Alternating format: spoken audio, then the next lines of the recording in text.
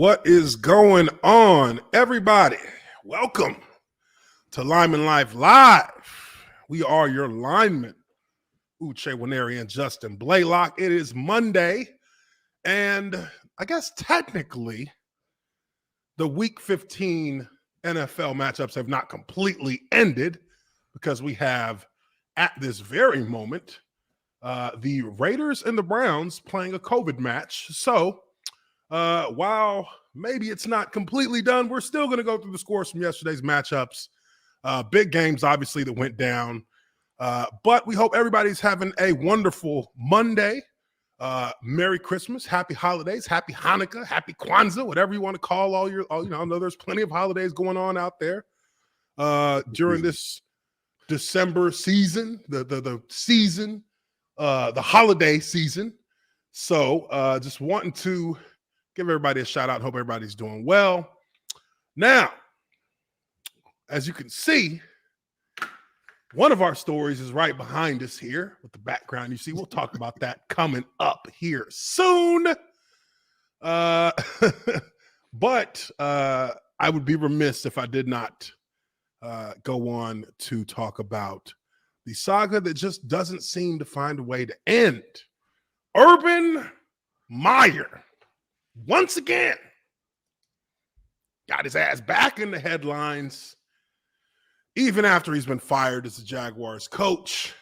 Now, Justin, I know you had a coach that was, previous to Meyer, was considered the worst NFL hire in the history of the NFL as far as college to pro goes.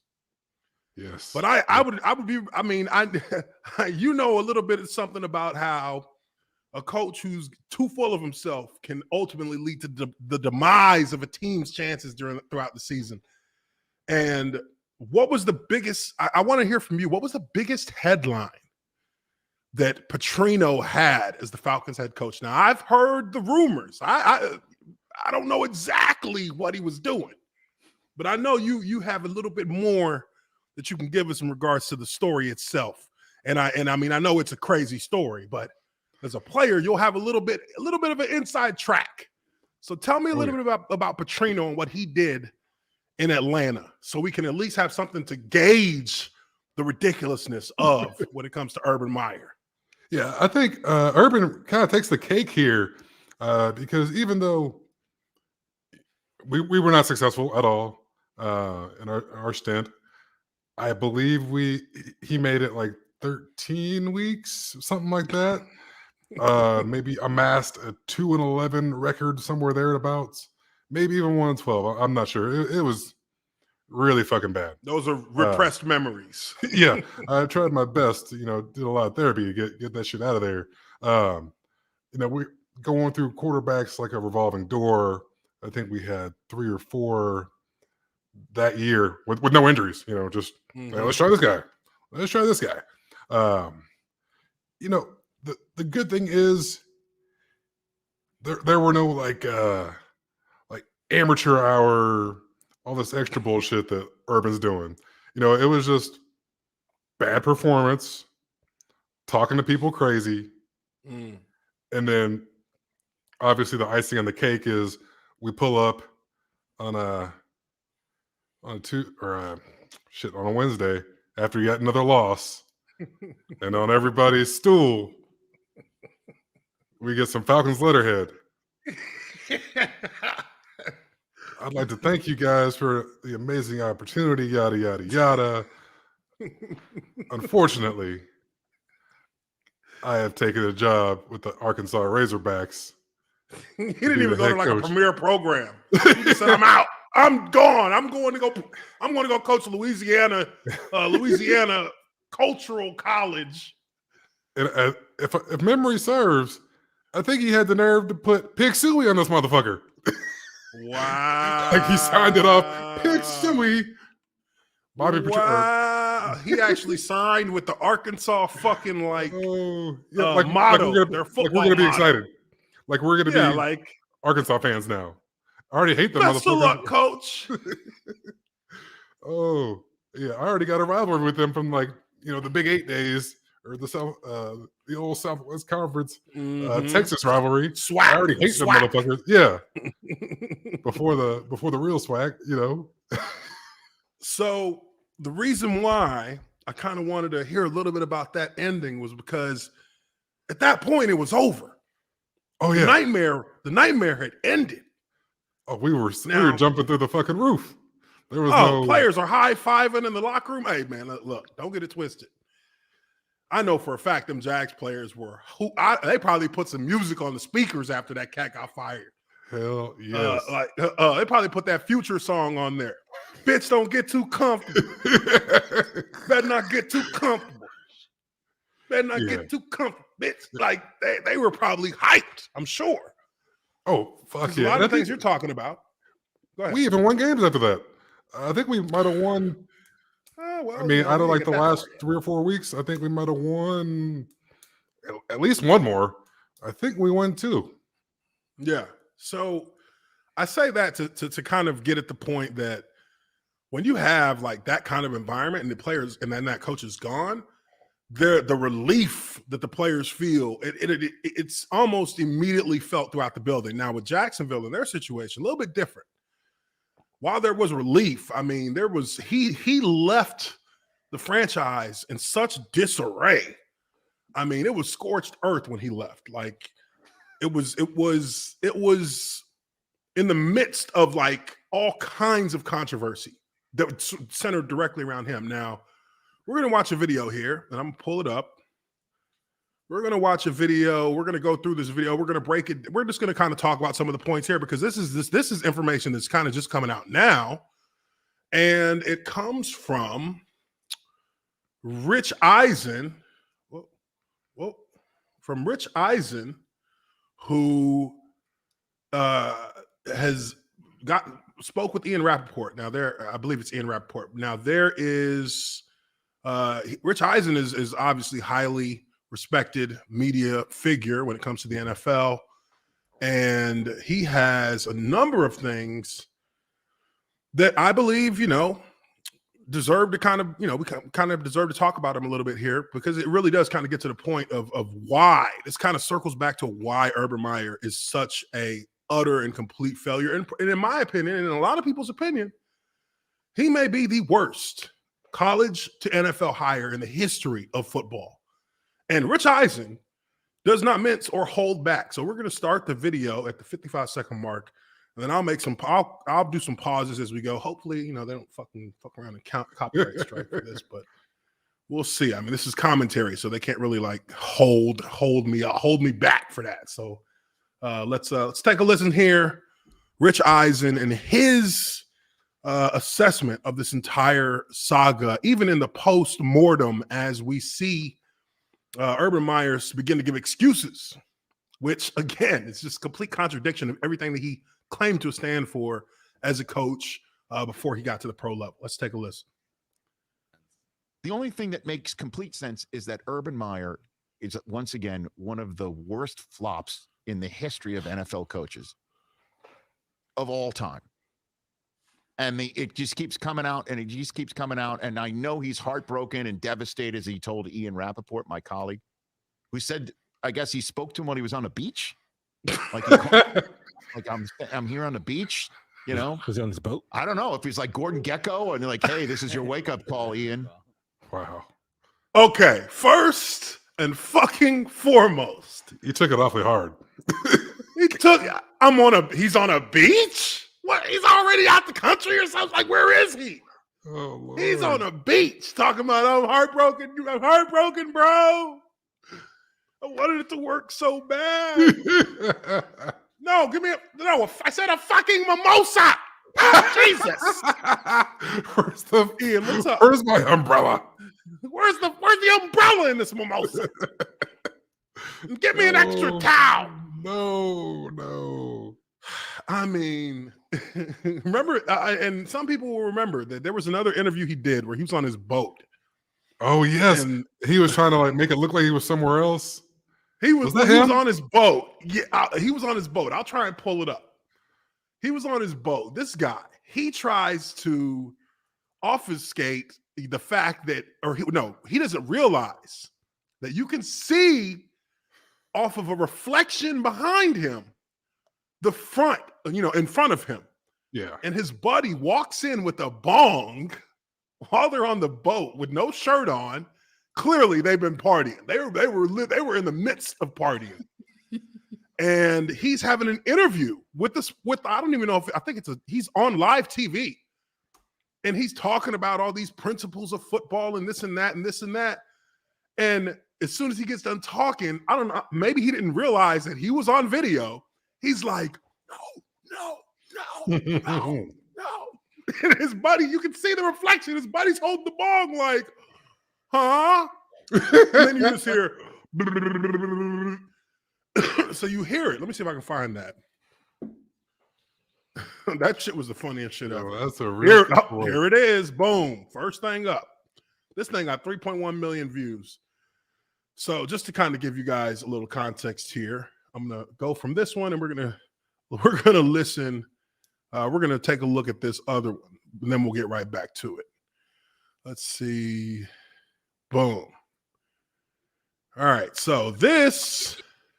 She seems to be about the right thing. So, it's not your time as a coach or player to really give an opinion about something as serious as causation. I'm hearing those words, litigation, and future issues. So you just got to trust that the people care and love. Look at his buddy. His buddy, no shirt on. As hard as you can, if there's a season, there is. If not, and you're a senior and get ready. He's doing a great job keeping a straight face. Now watch. You live under the world of E plus R equals O. That means you can't control events in your life. You can control how you respond. Respond positively and move forward. Yeah, so what would be, as a coach, give us a sense of next step is? He's right in front of him. No. She seems to be about the right thing. So, it's not your time as a coach. So they're clearly on a boat there. That's how I take, because that looks like that's like a boat. Like he's in a big yacht or something. Underneath the cabin part. This shit is too funny. Now, let's get back to this Rich Eisen, because there's a lot of things that are coming out now that weren't, they didn't come out in real time as part of why this whole situation, part of where the mess of this just got kind of really convoluted. And it was Urban Meyer who himself contributed to that. So let's continue listening to Rich Eisen. And so two quotes jumped out at me. And put up the first one, if you don't mind, Mike Hoskins. When he shook Vrabel's hand, and that's what Ian Rappaport said last week. He looked like he didn't want to be anywhere anymore in the NFL. Someone asked me about Vrabel's handshake, and he said, we're really close. That had nothing to do with him. That's probably one of my issues, why I've thought some of the things I said. I don't know what that means. I can't take losing. I try to accept it. It just eats away at my soul, and I believe our players deserve better. Yeah, they do. They deserve that can handle the losses and get better. Like, you love Vrabel so much that you give him a dead that fish. You give him a dead fish. Like, you can't handle the losing. It's just, if I saw this behavior in my 8, 10, or 13-year-old, I'd say this is not acceptable behavior. Right. You're going to have ups and downs in life, and the downs and how you respond to the downs are just as important, maybe not more so, than the ups. How is this something that a 57-year-old man can't handle? So it's like the losing made me do it? Is that the phrase? The losing made me do it. My behavior of kicking Josh Lambo, although I didn't really kick him. It's because they lost in the preseason, all of that, everything. Dog, this is great. Put up the next one. This is the one that actually sent me off of underage. I literally put my phone down after I read this. Talking about, Ian asked him if his coaching style works. Now, real quick, this guy came to the NFL level and thought he was going to go undefeated? I mean, come on, dude. How many teams? There's only been one team in the history of this league. One team in one season only that has gone undefeated. 1972, I think, or 1975 Miami Dolphins. We all know. I 72 mean, you hear about that from time to time. 72 Dolphins. Boom. Undefeated team, won the Super Bowl. They have a toast every year when the last undefeated team falls in the NFL. That's their tradition. Because what are the chances in this day and age that a team can go undefeated again?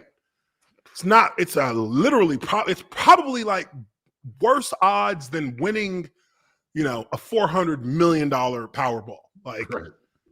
it's just not. There's too much talent. There's too much strategy being used to keep a team from just winning out. And I mean, 2007, we saw the Patriots almost get it.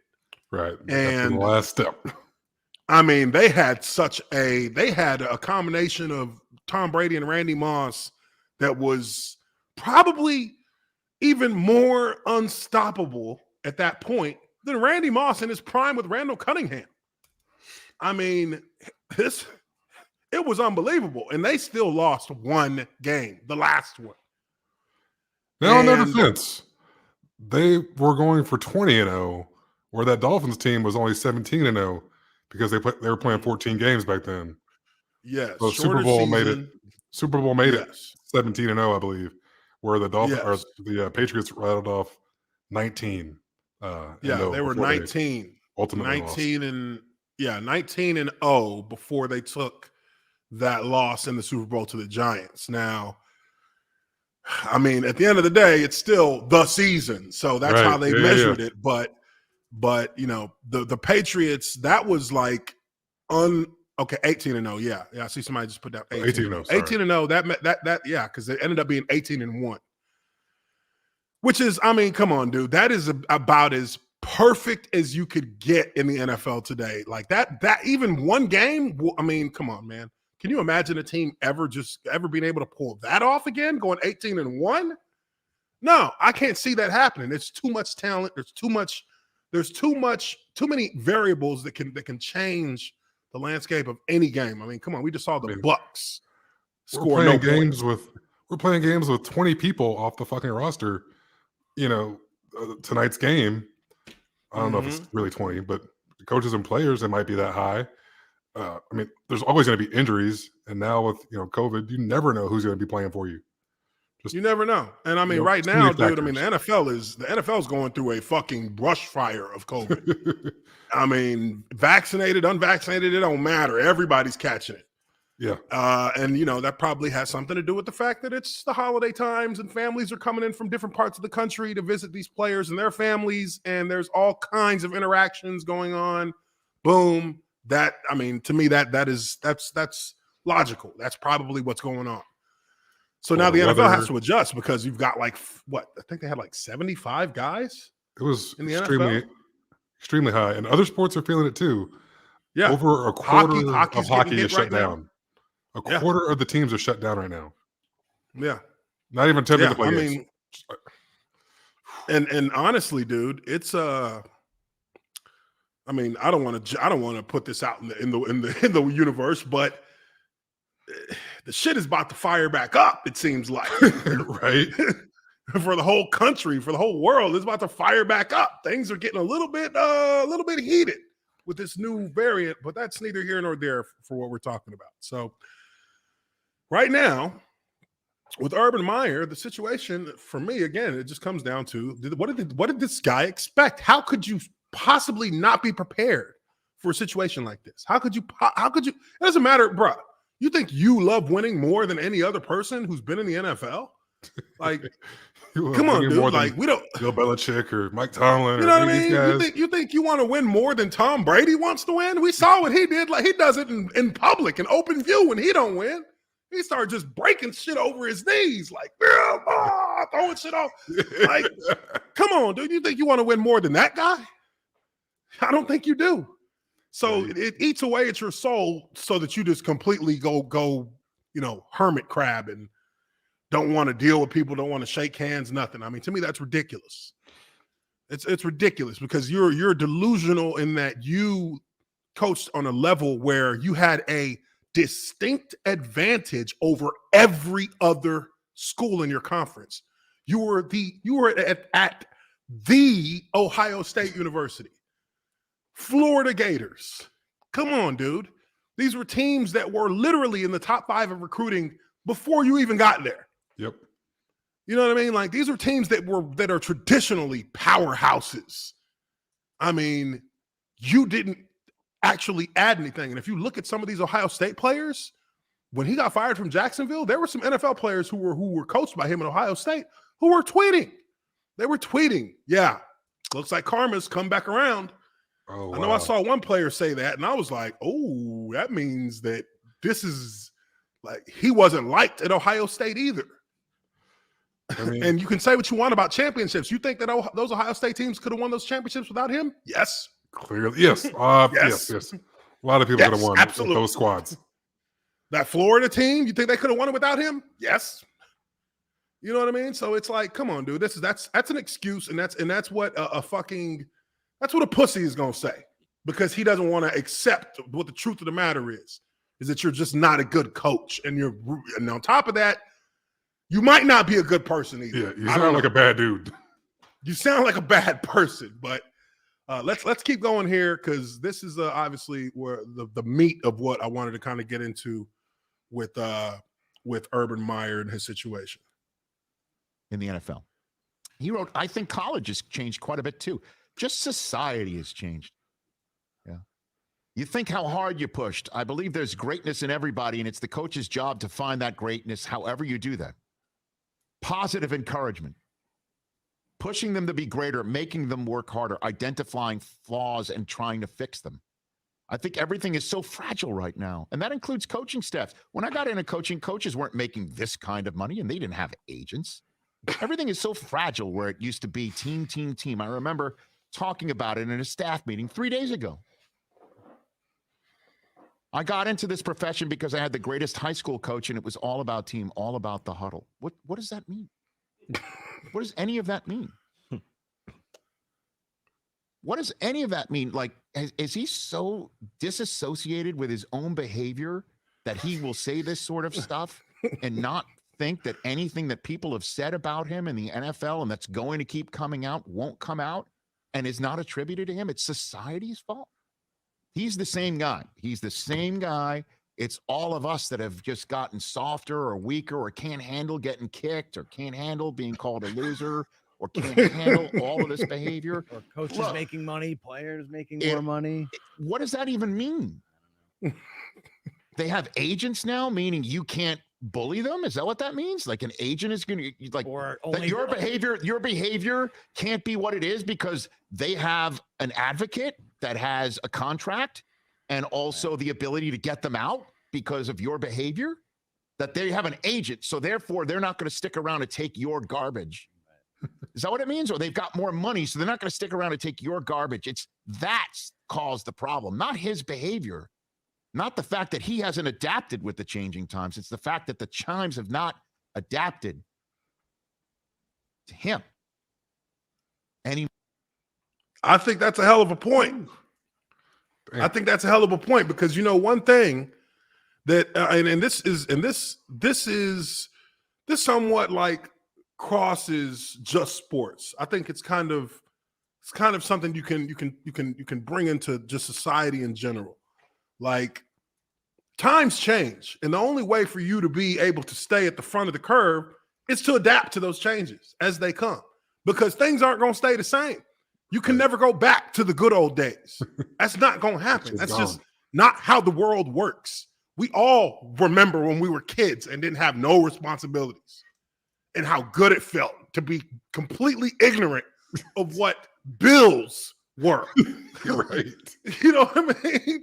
Like, you never had to worry about a bill ever, because you ain't like, what is that? The lights are always going to be on, right? Yeah, Like, lights just come on. the lights just come on when I flip the switch. You know what I mean? And as you get older, oh, wait, you mean to tell me I have to pay for these lights to be on? I don't get that for free? Come on. Everyone has to adjust to the world, the environment that they're in. And this is a man of 50, what is he, like 57, 67, something like that. How are you telling me you're a grown-ass man and you didn't get ready to come to the NFL? knowing, what did you think the NFL was? This is a place, this is a business that is one, run by billionaires who own the teams and is operated by millionaires who are grown adults and have their own lives to deal with, have their own livelihoods.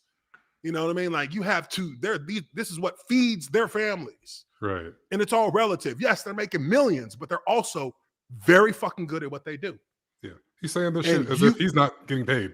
Is he He's saying it like was he he volunteering? Just help them. You know what I mean? Was he volunteering to coach the Jaguars? Like, he just volunteering his time and you know, and he came in here with, you know, the greatest of intentions. You didn't even get ready. You didn't even prepare yourself. The NFL is about preparing, because that is what gives you the ability to play fast, to coach fast, to think fast. You know what I mean? He doesn't even know his personnel. Got to know who's on his He fucking doesn't team. even know who's on the field at any particular time. Like, what? What is this whole diatribe that he had in this quote, it falls on deaf ears, because this is all shit that you expect an adult to be able to fucking understand anyway. You know what I mean? We got a few minutes left in this. Let's listen to some more, and then we'll move on from this. We'll wrap up the whole Urban Meyer package with a nice bow. More. Really? What the hell does that mean? The lack of self-awareness. None of this is worn on him, but he's used the words, he's devastated and heartbroken. The players deserve better. The city deserves better. The owner is terrific and all that stuff. Then you should have changed. Well, you had the shot. And the shot being, you didn't get on the team plane. None of that stuff. You want to talk about times have changed. All those coaches, the high school coach would have gotten on the team plane. All those coaches that used to be able to behave in a certain way that society's now changed and is now shame on them. I guess society's changed. You can't throw a chair anymore at people. And so all those coaches would have gotten on the team plane. Times change, I guess, where you can't just go to your establishment and do whatever you want to do on your own personal time off. That shouldn't have been your PTO just yet. So if the times are off and you think that you're going to be off because the times have changed, then adapt. Certainly when you have the most golden goose the NFL has ever birthed, the egg birthed by this golden goose to Urban Meyer, long-term contract, franchise owner that wants to win desperately, franchise owner that wants to win desperately and has been patient twice in a row to the tune of a 4-year tenure for the coaches. No state tax. No media that's all over you locally. All right? Nobody's there asking questions like it's New England or Philadelphia or New York or Los Angeles or what have you. Name whatever. Chicago. Every other team. Nobody's all over you. Okay? Golf courses everywhere.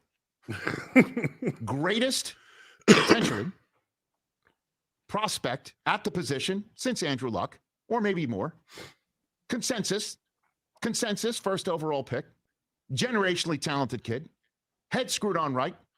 Not going to go hoot with the Owls in the middle of the night or be caught on Twitter doing something he shouldn't. That quarterback won't be. You got that. You screwed it all up. One of the worst results ever in the history of coaching with one of the best setups ever in the history of coaching. It's that simple. He'll wind up in your spot at Big Fox. I don't think there's any doubt in that. Say what you want, Mike. Go ask your colleagues. He'll wind up there. He'll start talking college football again, and he's going to get another job in college, which is perfect. But the NIL is there, and transfer portal's right there. I don't know. Maybe college has changed too for him. But if he can adapt. They don't got to put up with this shit either. They sure don't. Those quotes right there make it seem like he's still got a phone ringing, and that's the clue phone he needs to pick up. Unless he doesn't care. Certainly doesn't care about what I have to say. Probably ever again.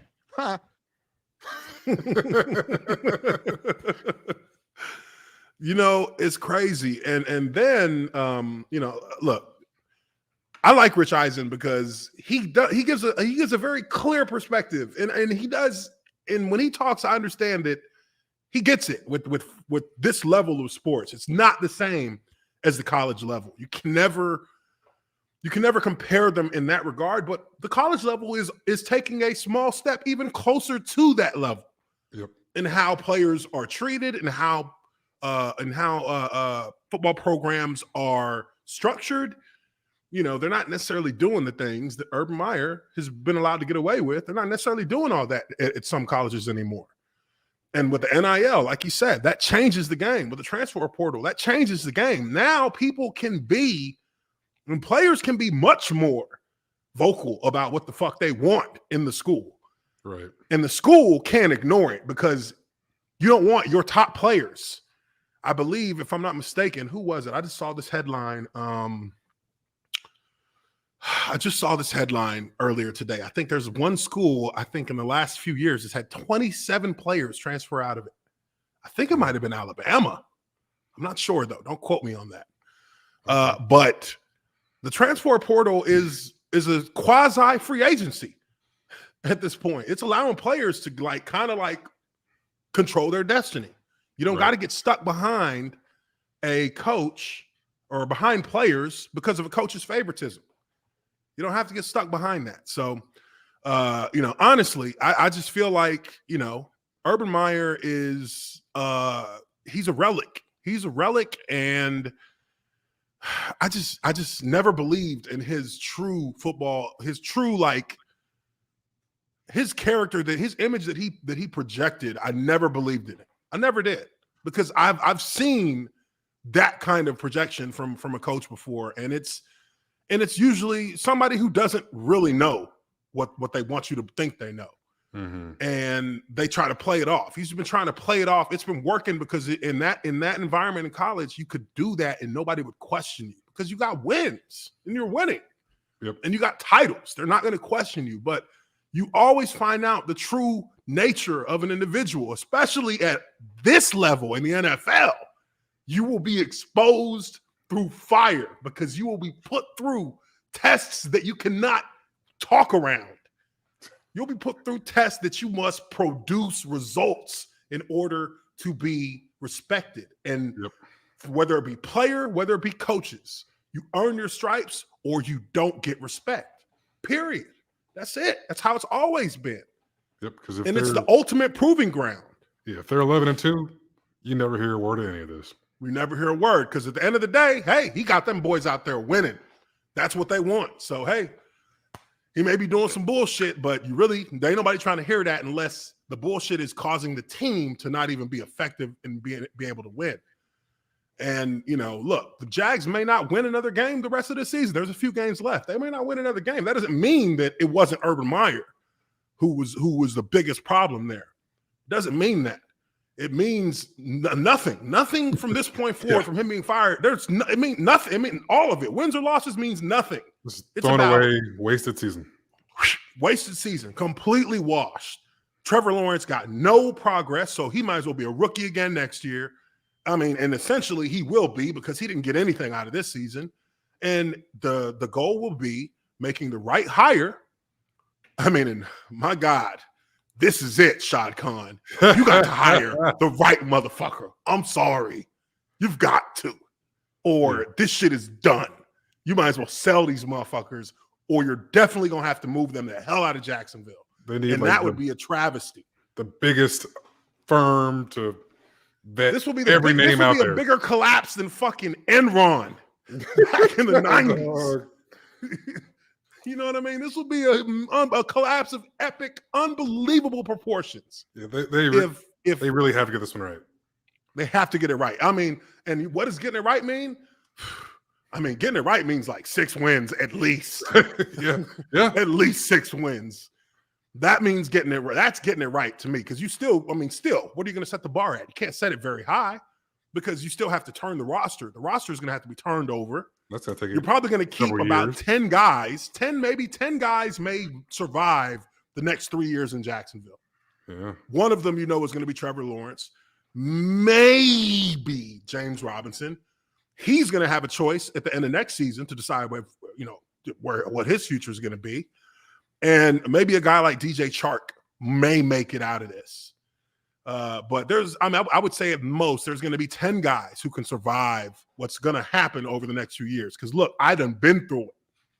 I had 4 head coaches in Jacksonville and 3 general managers. I've seen the roster flip. By the time I left Jacksonville, I was the last of my draft class. It was me and Adam Podlish, the punter. Okay. Me and the punter were the only ones left in my draft class. Wow. And my draft class was 13 players. Ooh. Second most that year in the NFL when I got drafted. 13 players. And I outlasted the first, second, third, fourth, sixth, seventh draft picks in my career. Fuck. They were all gone by the time I left. I was like, whoo, the team that went to the playoffs, there was only 5 of us left from that team when I left Jacksonville. And that was 7 years later. Goodness gracious. So it's like I've seen rosters completely change. And, there's a lot of there's going to be blood on the walls when they start flipping those rosters. Yes. So, Cats definitely got something to play for. There's no folding up shop. Yeah, they're going to play they're going to play because that film is going to get evaluated. And there's going to be about 10 guys who, when evaluation's said and done, and whoever the next coach and the next staff is that comes in, once they've made their evaluations, and by the time they get to like their second or third year, that roster that was there when they came in will only consist of the very best and most essential pieces of that roster, which is not going to be more than usually a quarterback, maybe a running back, a linebacker, maybe a defensive end, a cornerback, maybe a couple of linemen, and that's it. Everything else is going to get purged. Or if you got guaranteed money somehow. Yeah, and some of them it may be they might be willing to eat that.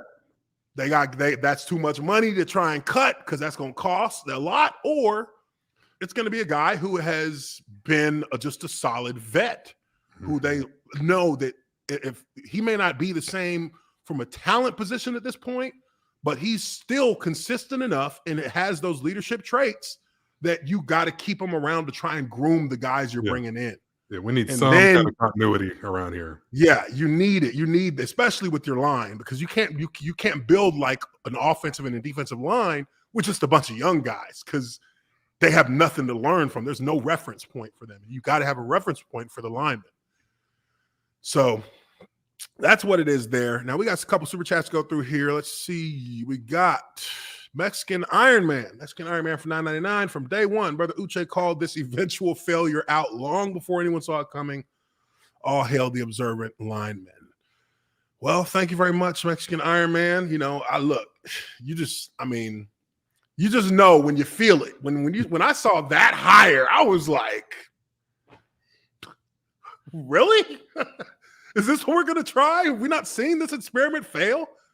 Hell, Rule over in Carolina, he's about to be done. Looks like he's going to be done soon. We've seen a number of coaches, Nick Saban, what's his name from Florida who went to Washington, Steve Spurrier. Yes. We've seen this. And even as a college player, I kind of was like, yeah, like college coaches, they just don't do well in the NFL. Why? And there's many different reasons, but no, I did see that coming at the beginning. Just because Urban Meyer, he's had a lot of problems, and he's not loyal. He's gone as soon as the opportunity arises. So, anyways, and he doesn't last when he's having success. Yeah, because controversy. Once controversy gets involved in the picture, he loses all composure, and now he's having heart attacks on the sideline. He's got to go. He's having health issues. So that's what it is. Charlie Tequapetla. Sorry if I mispronounced that. He says, I have a feeling the next head coach will trade our first pick for a guard or tackle and extra picks, or go after one of the top edge. To help Allen. To help Josh Allen. Yeah. I don't. So right now, the Jaguars have the number 1 overall pick again for a second year in a row. We got the number 1 overall pick because the Lions shocked the world yesterday. But part of me agrees with some of what you're saying there, Charlie, and part of me agrees with who would you go after with number 1 right now? The kid out of Michigan, the end. I would never draft a Michigan defensive end as a top overall pick. That just screams. Don't get it twisted. 3-4 That's a mistake. Yeah, that's a mistake. You go to the SEC for your edge rushers, or you go to,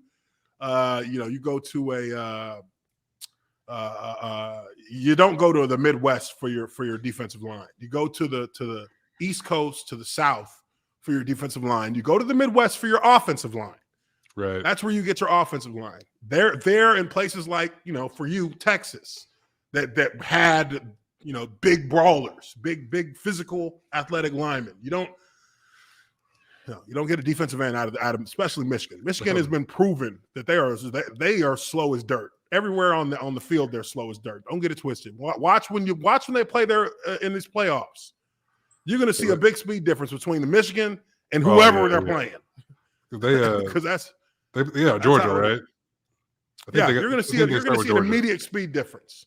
Right. Immediate speed difference. Big tough guys, but big guys, big physical guys, but not very athletic. Across the board, they're not athletic. Great in the phone booth. But great in the phone booth, but they're not winning a drag race. So honestly, I do think that the Jags would need to pick up a defensive pass rusher. That is a high priority. I think you're either going to pick up a pass rusher or you're going to get a left tackle. I think if the Jags are in a position, because that first overall pick, I mean, if it's going to be a defensive player first overall, it would have to be an exceptional defensive player. I mean, I'm talking about a generational kind of talent defensive player. Don't know if there's one of those out there in this year's draft.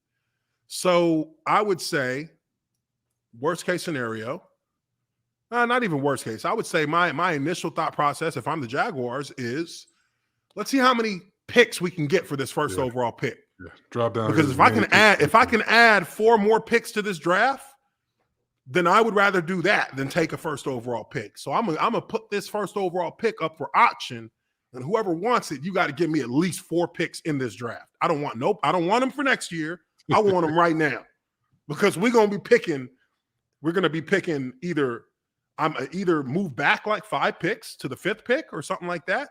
But I want like 2 picks in this first round. I want 2 picks in the second round, and I want 2 picks in the third round. And you can have our first overall. That's how I would look at it if I was the Jaguars, because that allows me to beef up substantial points of my roster right now. I don't have to wait.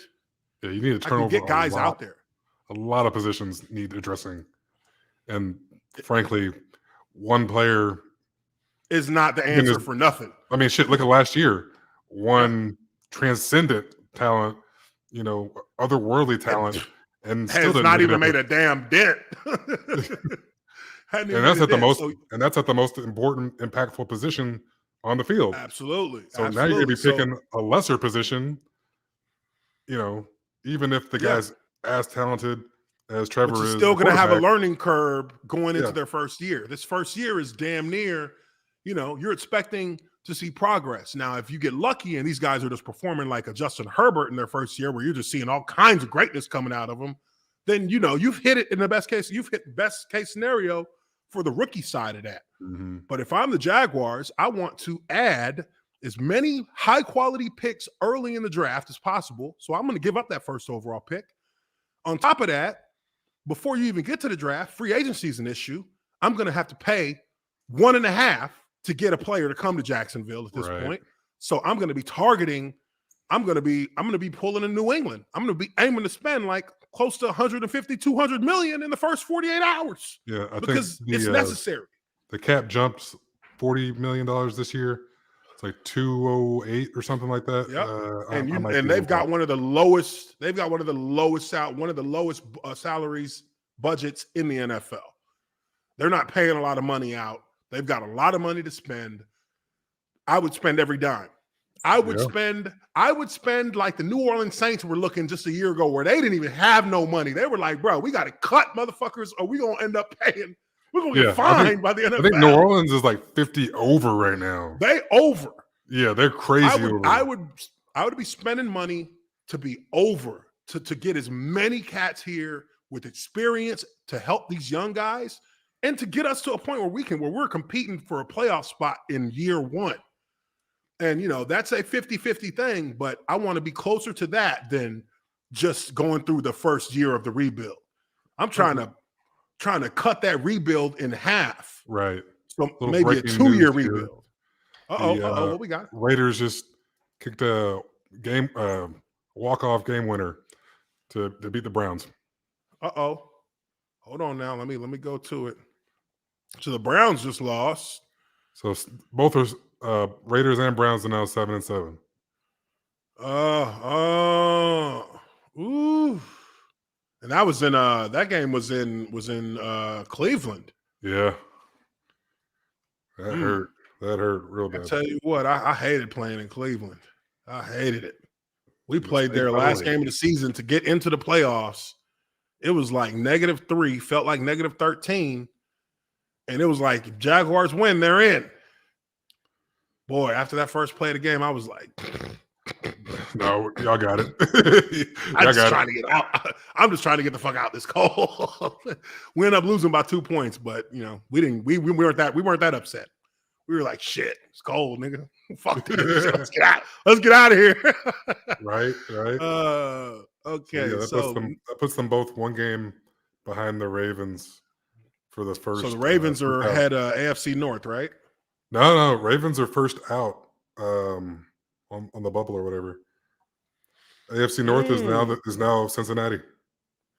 Oh, Cincinnati got top. Yeah, top. Same record, but did they beat them head up? Whatever the tiebreaker is, they must have it. Okay, that must mean Cincinnati got the sweep, or they have the better record in division right now. Yeah, that's what it would be. Jason Gaines, he says for $10, he says, I loved seeing Brady get shut out last night. If he was really the GOAT, he should have beaten a below average Saints team, despite missing 2 wide receivers and Fournette. He still had 3 healthy tight ends to throw to. Jeez. Yeah, we're going to be getting to that here in a moment. No doubt. We'll be getting to that here in a moment on the whole Tom Brady thing, since we've sealed up this whole Urban thing and answered a little bit about Jaguars' future, how I would approach it, but we'll get through the super chats and we'll move on.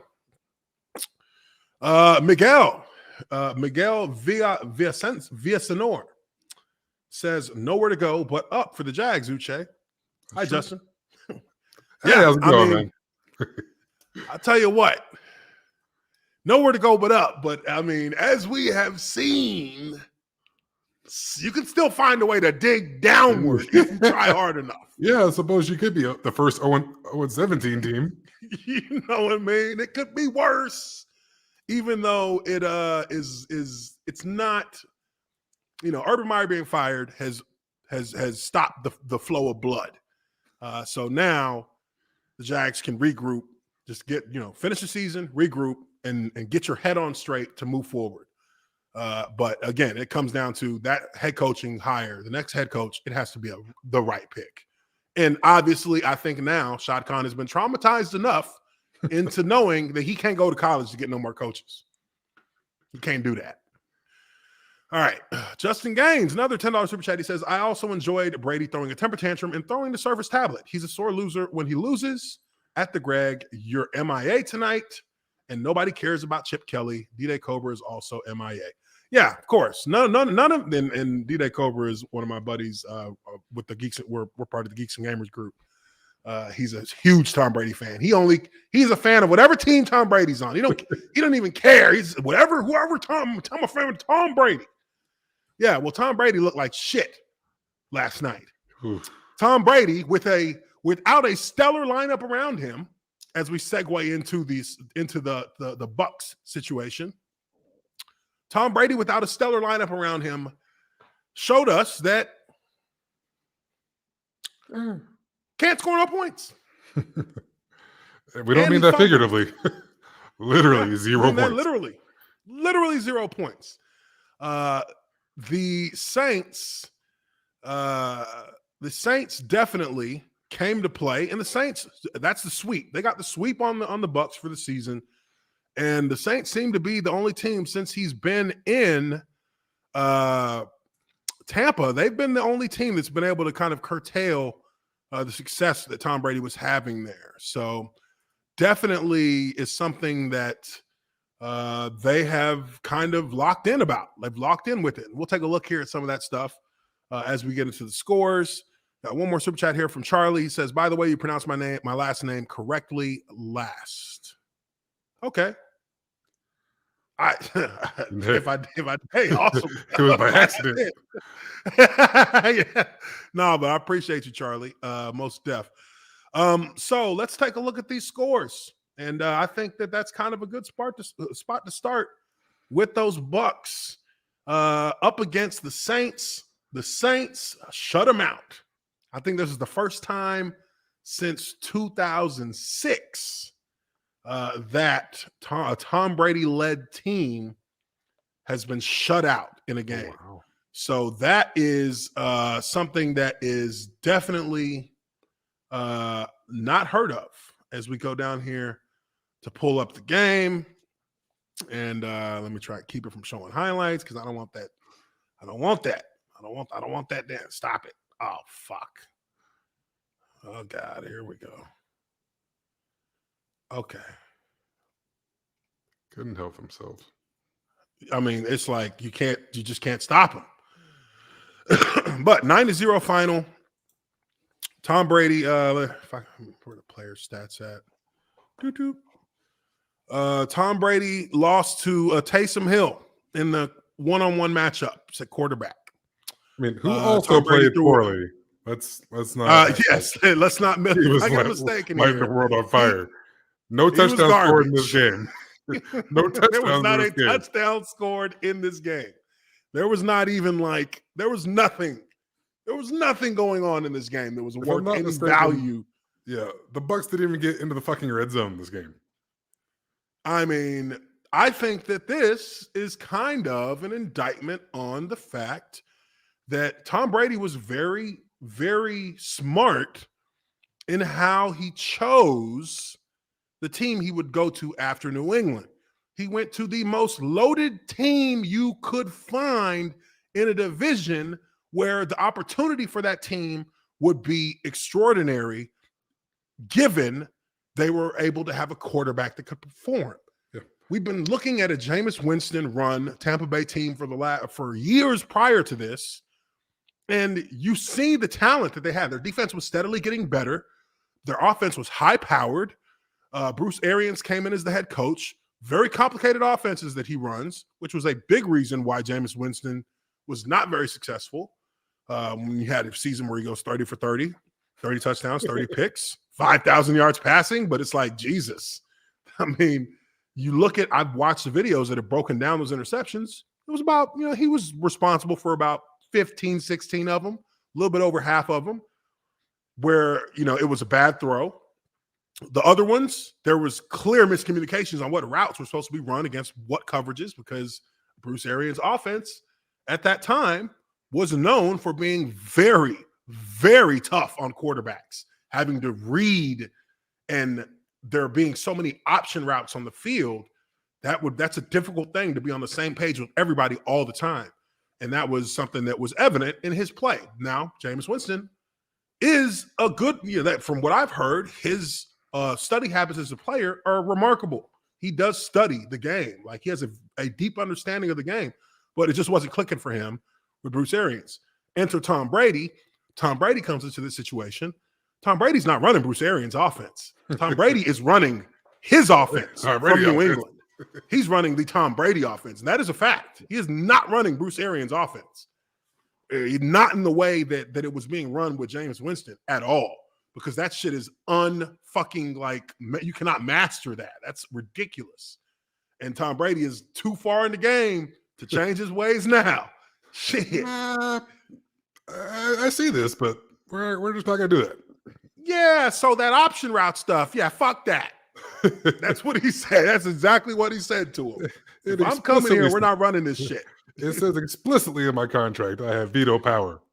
I have veto power over every game, every offensive play in the game plan every week of the season. And if you want to do that, then we can go get us a trophy. If not, fuck it. I'll make you look like a bigger genius than you already think you are. Yeah, I'll make you look good. Ask Bill.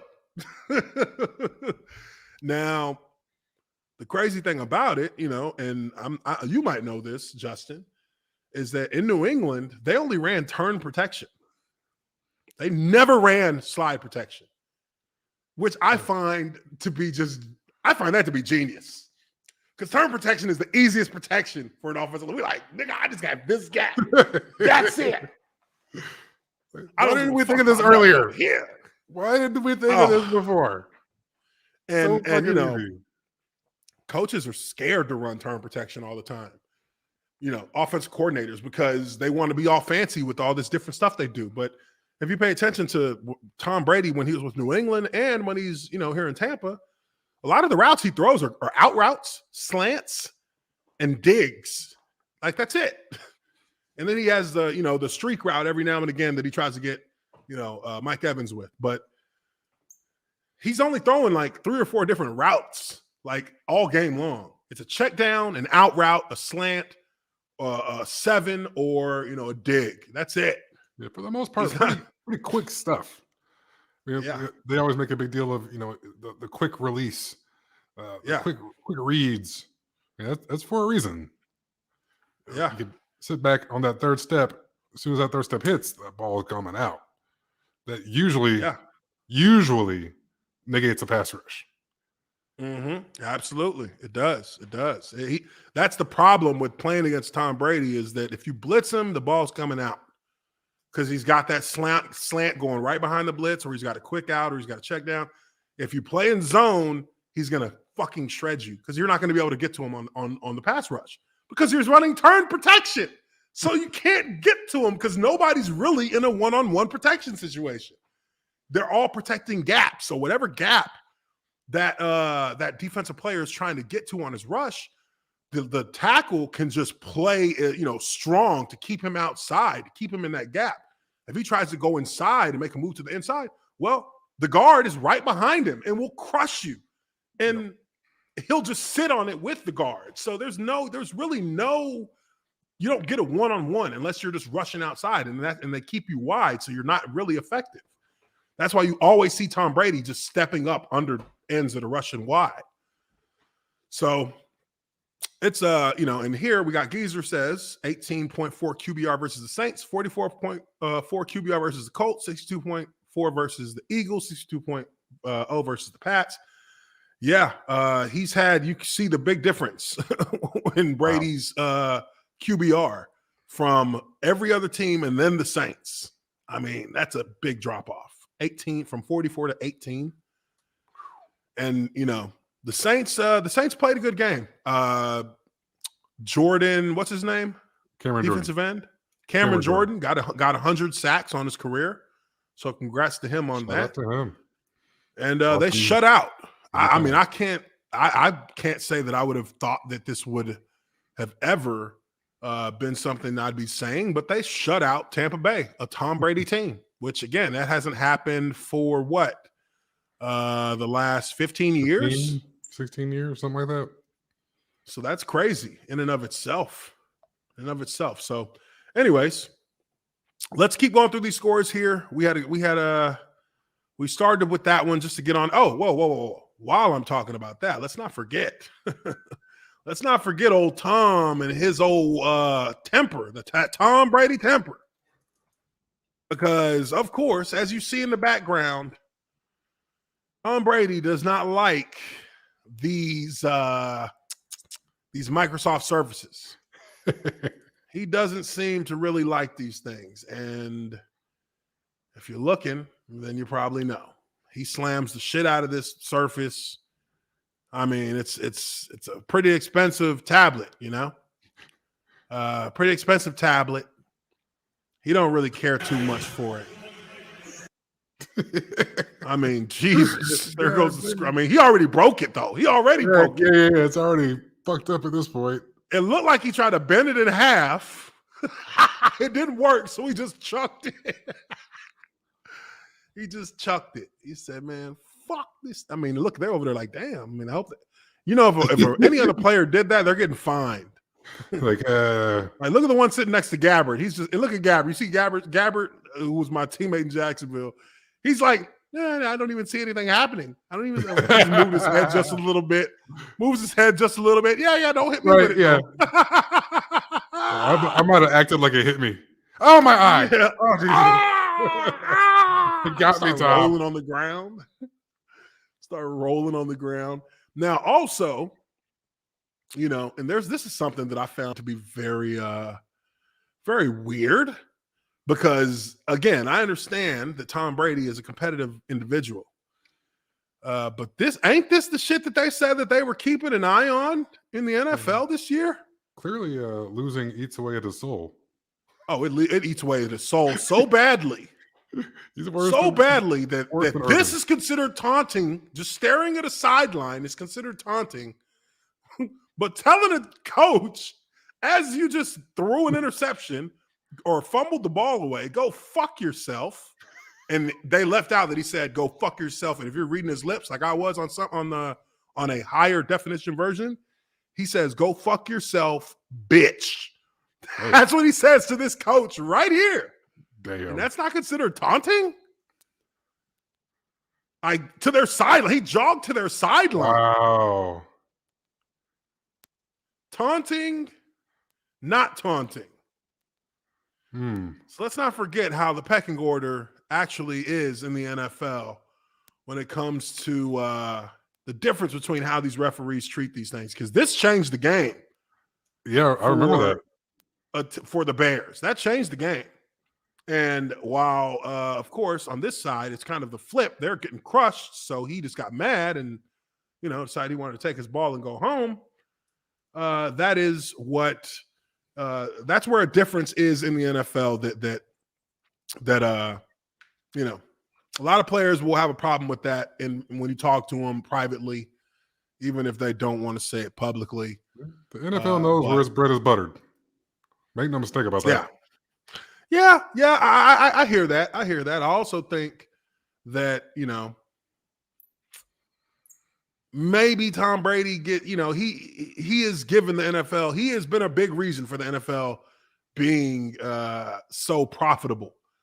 But at the same time, I mean, we all know that that's coming to an end. But he's gonna get his due because he's earned his stripes. So sure. Nobody's gonna really question. They're not gonna come out and talk about it, even though we all know he's getting treated with a little bit preferential treatment there. He gets a lot of latitude. Lots of latitude. A lot of latitude. He gets a lot of latitude, which, hey, I'm not going to say that if I was in this situation, I wouldn't expect the same thing. But, if apples are apples and oranges are oranges, then you got to treat it the same as you treat other players' shit. So, I mean, what's every coach say? I'm going to treat you all fair, but not equal. Yeah. So it's one of those type of deals. Yeah. There's going to be some shit that he can do that you and I can't. Yeah, exactly. It's like, yeah, I've been a starter for X amount of years, and I can do something that a rookie can't do. That's how it is. Anyways, Vikings and Bears just started up. They're playing their Monday night game at Soldier Field. Who cares? Vikings, Bears, both teams that don't do shit the way that you would think they would. We got games coming up tomorrow as well. We got the Seahawks and Rams coming up tomorrow. We got football team and Eagles coming up tomorrow. Somehow I think the Seahawks eliminated? No, they're not eliminated. They're still in it. Barely, but they're still in it. They're hanging on that thread. Yeah. I mean, technically the Bears are still in. Yeah, the Bears. I mean, the Bears are barely still in it, but I mean, I'm not smart enough to figure out that math, but they are. Yeah. I just wait till I start hearing the scenarios. Right. So Chiefs get their win over the Chargers. Chargers kind of doomed themselves. They went for it on fourth down in the red zone multiple times. I'm not going to actually hate on them for that because I believe that in two of the cases where they went for it on fourth, I don't know if they had a third time. I think it might have been 3 times they did it. But I actually thought that's what you got to do. You got to go for it on fourth. They were trying to seize control of that division, and it's not going to happen if you don't take a chance. Right. And you know what? And you know the team you're going against is a very, very good team. They found their rhythm again. Yeah. You're at home. We're not going to beat these guys by kicking field goals. Yeah. Yeah. But We're it going turns to need out touchdowns to win this game. Kick some fucking field goals. You know what? but it you, did. Of course, you don't know that at the time. But, going. Turns out if you just kicked one, if you just kicked one, you would have won the game.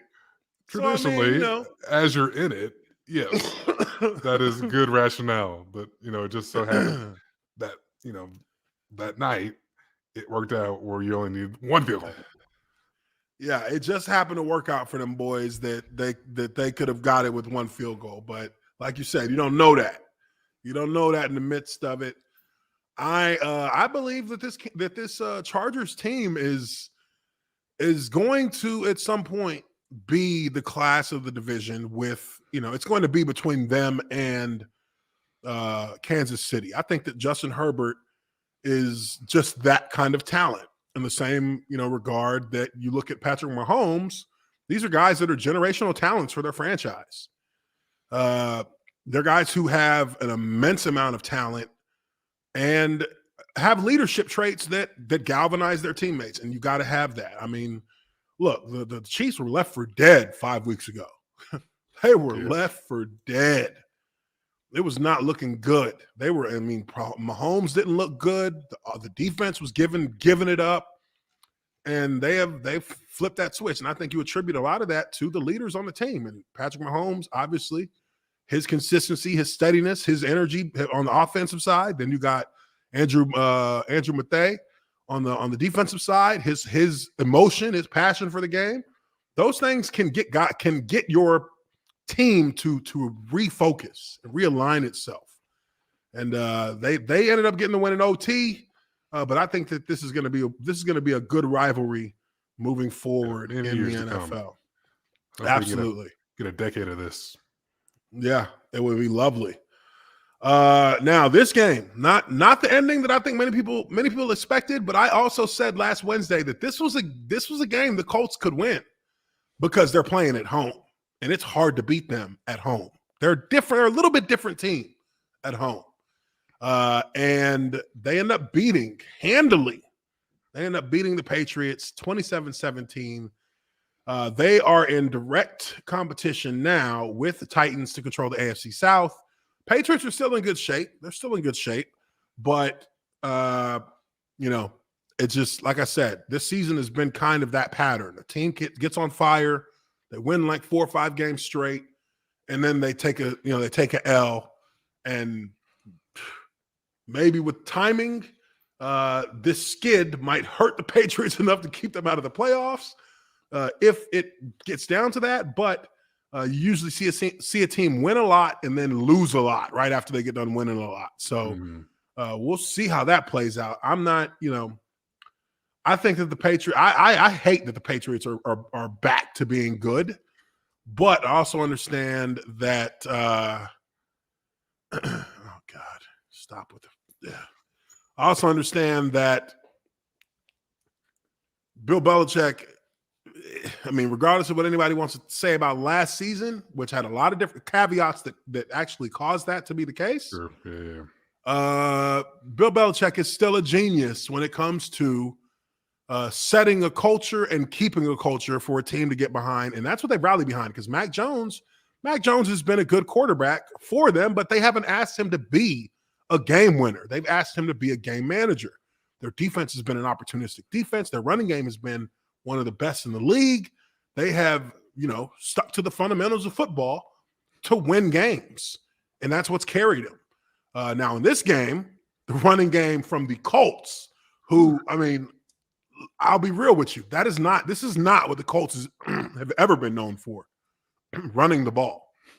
But their identity has been built behind the running game. And again, you have a Carson Wentz that is not a game winner. He is a game manager who who gets the most out of himself and is opportunistic because his run game is strong. They had 226 yards rushing in this game. Yeah, I think they had 12 pass attempts. If I'm Yes. not mistaken, something like that. They had, let's see here, passing.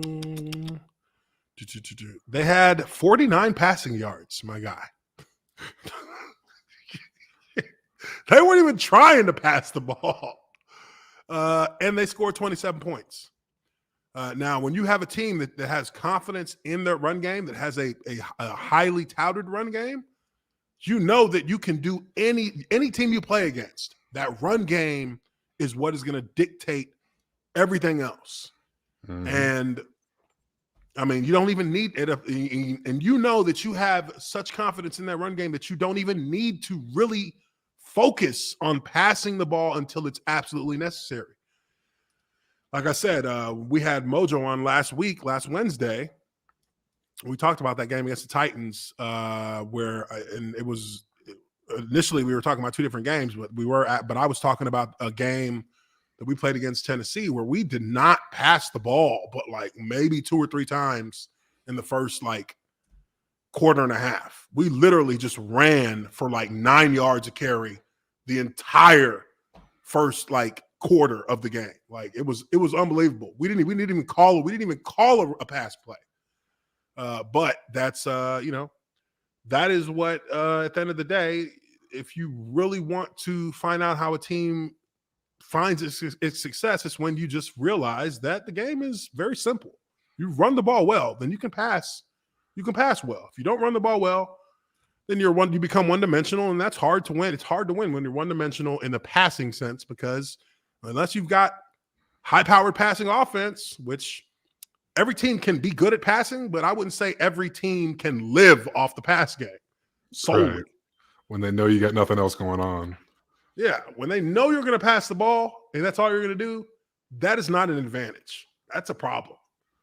Offensive linemen, we hate that. Once they know that's all we're going to do, we're like, shit, here we go, boys. Buckle up. Hold on to your asses. Hold on to your asses. It's going to be a long film session tomorrow. We're going straight into pass. All we're doing is passing now. Now, moving on. Cowboys moved to 10-4. They smash on the Giants 21-6. Giants did what they're supposed to do. I mean, they did what they're supposed to do. The Giants did not look like a team, obviously, that it was that's going to be able to handle the level of talent the Cowboys bring, the level of really they really have a balanced attack right now, the Cowboys. And in this game, they flex that pretty hard. Giants, they're going to have questions to answer at the end of the season whether or not they're going to be able to stay the path and where they're at. And I feel bad for a guy like Saquon Barkley because, I think he's been kind of put in a bad position. I think Daniel Jones is not panning out the way that they hoped, and I think he's pretty much done in New York. The writing's on the wall. Yep. And that coaching staff might be seeing a flip as well. So we'll see how that goes there. But Cowboys are in complete control of the NFC East. It's their division, and they'll probably be holding. They might. They'll be battling for that number 1 seed, that top seed, the NFC to begin with. So we'll see how that plays out. Texans. Texans in the NFC right now. Yeah. Oh yeah. Cowboys got the NFC East. It's locked. Yeah, pulled in front of Tampa and Arizona with this last one. Yeah. So what are they? Are they number 1? The number 1 seed? No, right now? number 2. Green Bay's still number 2 behind Green Bay. Got 1 game on them. Okay, gotcha. Green Bay is doing their thing. I mean, I can't even hate on them, but we'll get to that soon. Texans. Jesus Christ. Somebody had to win. This was Tank Bowl. This was literally the Tank Bowl. Jaguar said, we'll be goddamned. We're getting that number 1 overall pick as they take a 30-16 shellacking from the Houston Deshaun Watson-less Texans. The Houston, we don't even have a team or a fan base Texans. Their stadium's been empty the entire season. Yeah, it's pretty ugly there. Right But now. they have won 8 straight games against Jacksonville, which I find to be disgusting because Houston was always a team when I played. Man, we were like, oh, thank God we got Houston this week. This is a good bounce back week. Good bounce back week. But moving on from them, Steelers surprise and come out and actually get the win against the Titans. They were down early in that game, I think 13-3 or something like that. And they ended up pulling it out. Steelers are giving a supremely high false sense of hope to their Right. fan base at this moment, because even at 7-6-1, even with this win at home against the Titans, who were at the top of the AFC South, this win doesn't really change the fact that this Steelers team is just it's just a matter of time before they collapse. And it'll probably be, if they're able to get into the postseason, it'll be first game, I would assume. Oh, they're going to win 8 games. Mike Oh, yeah, Tomlin they're going gonna to get get 8 that. games. Mike Tomlin going to get that 500 record. Ain't gonna be no losing season here. Yeah, I mean, if he can go 500 with Mason Rudolph, I mean, And you know, I still find it as something that's just incredible that the Pittsburgh Steelers have only had 3 head coaches in their history. since 1969, I believe. Which is They've only had 3 head coaches, and they have not. I mean, when is the last time they had a losing record? well, I mean, it must have been with Cowher. So we were Was it? kids. Yeah, they we were like little kids when last time they had a losing record. I'm about to say they were I mean, pretty good when he was there, so it could have been like super Huh. early on in his tenure there. Yeah, that's crazy, dude. Like, what the fuck? When is the last? Like, these guys, the Steelers, but you know, and to kind of give you the yin and the yang of it, the Steelers are a franchise that has had an unbelievable amount of consistency for an unbelievable amount of time. But also, in the last 10 years, you've slowly seen that they tend to the culture there, while it is, the Steelers way, quote unquote, and there has been consistency with it, the culture there tends to manifest a certain level of cancerous players who they usually get rid of at some point. But those players like Antonio Brown, like now, or like Juju, he became a cancer. And now Claypool's becoming a cancer. And then usually there's a lot of things that go on behind the scenes that are kind of ignored, kind of swept under the rug. And, it's not, they're just not, it's not as crisp as it had been in the past. And I wonder how that's going to play out with Claypool in particular as they move forward. But, they pulled the win out. They came through. Roethlisberger, I mean, the old father time has taken so much from him, but he was able to kind of reach back into that vintage bag and pull him close, get him close, and they got the win. So Steelers move on 7-6-1. 2003, their last losing season. Damn. 2003. Tomlin's had Shit, 4 8-8 seasons, but never a losing season. Never a losing season. I mean, can you imagine how lucky that fan base has to be? And they still think it's some bullshit to this day. They're like, that's how crazy it is in the NFL. Do you understand that the Jaguars fan base would kill? They would kill to have 8-8 seasons to complain about. Because the Steelers, their fan base is complaining about this shit. They're like, what the fuck is going on here? Tomlin, what the fuck is going on, Tomlin? You never realize how good you got it. Never know how good you got it till you got to sit in the shoes of a fan base like Jacksonville. Hey, we were winning 10 games every year at Texas. You know what I mean? Fire Mac Brown. Ain't won 10 fucking games since. Ain't won 10 cents. And that whole time y'all winning 10 games, you like, this is some bullshit. The fans are like, The boosters are like, it's some bullshit, Bob. I tell you what. We gotta get 10 over the fucking wins. Where's our fucking national championship? gotta get though? somebody to get us over this fucking hump. And now look at us. That 10-win hump, as if that's some kind of hump you should be disgraced by. You know? Jets lose to the Dolphins. I don't think anybody's too surprised about that. Obviously, a close game, in division rival, whatever.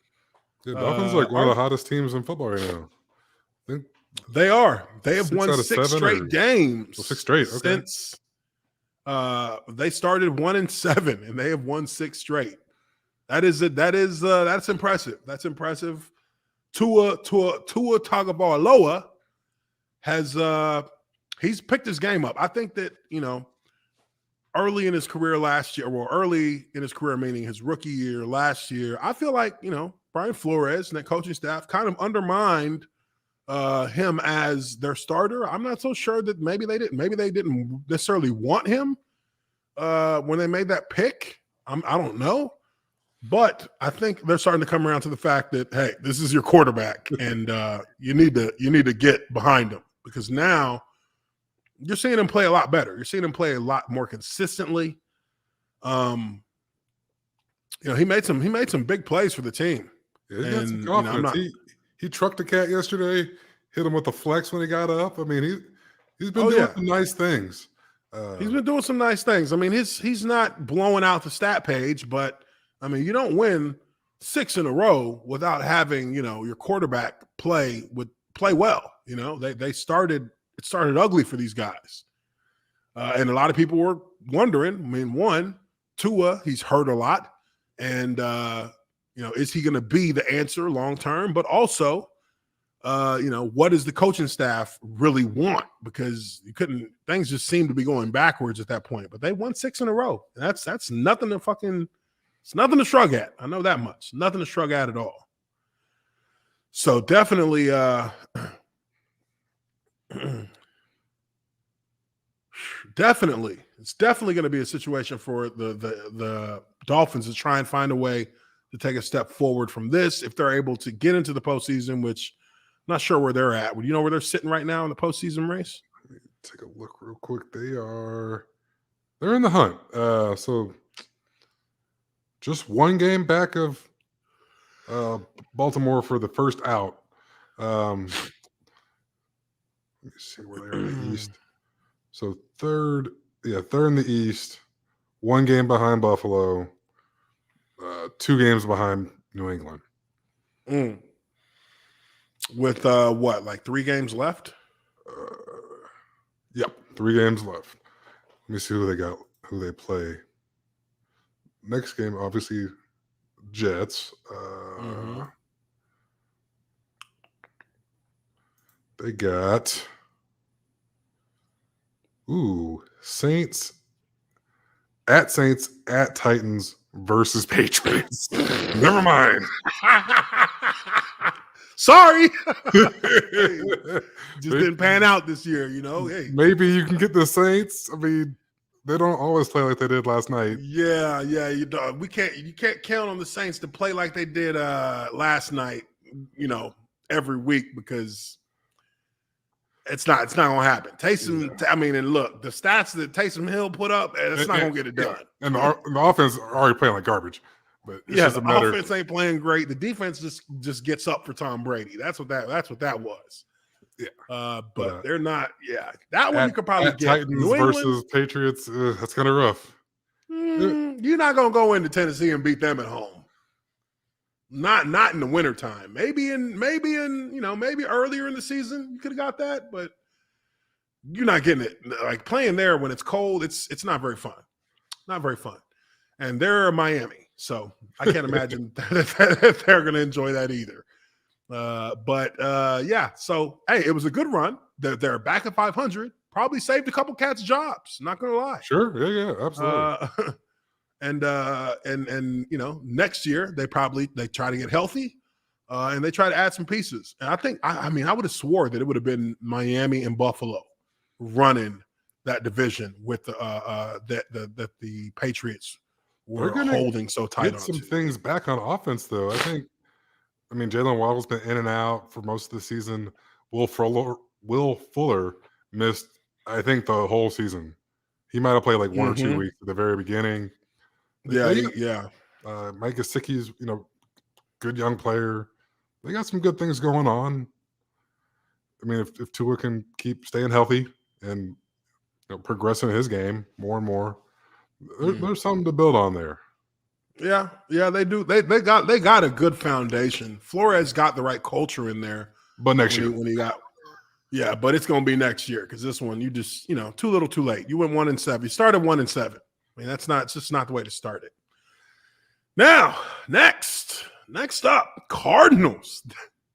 Cardinals. What the lay a fuck? Fucking egg of eggs. What the? I mean, the Cardinals got their ass fucking handed to them by a 1-11-1 Detroit Lions. I don't even really know where to begin with talking about how this just didn't make much sense. But at the end of the day, it does speak to the culture that is being built in Detroit, which I can actually applaud.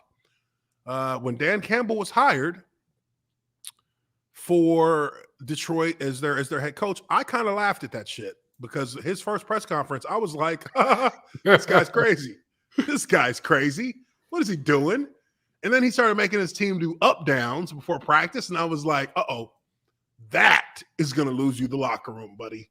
When you start in trying to instill a punishment-based system on men, the first reaction is to completely disregard and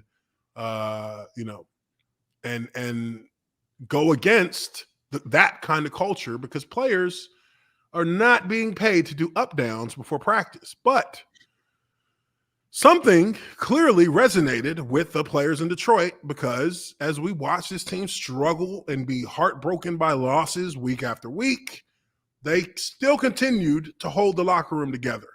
Dan Campbell held the locker room. And as the weeks kept going on, you watch them give up a game-winning NFL record field goal kick, 63 yards, to lose. They lost multiple games like that in a row. Right. And a part of it was, mismanagement on their side, which gave another team an opportunity to steal the game.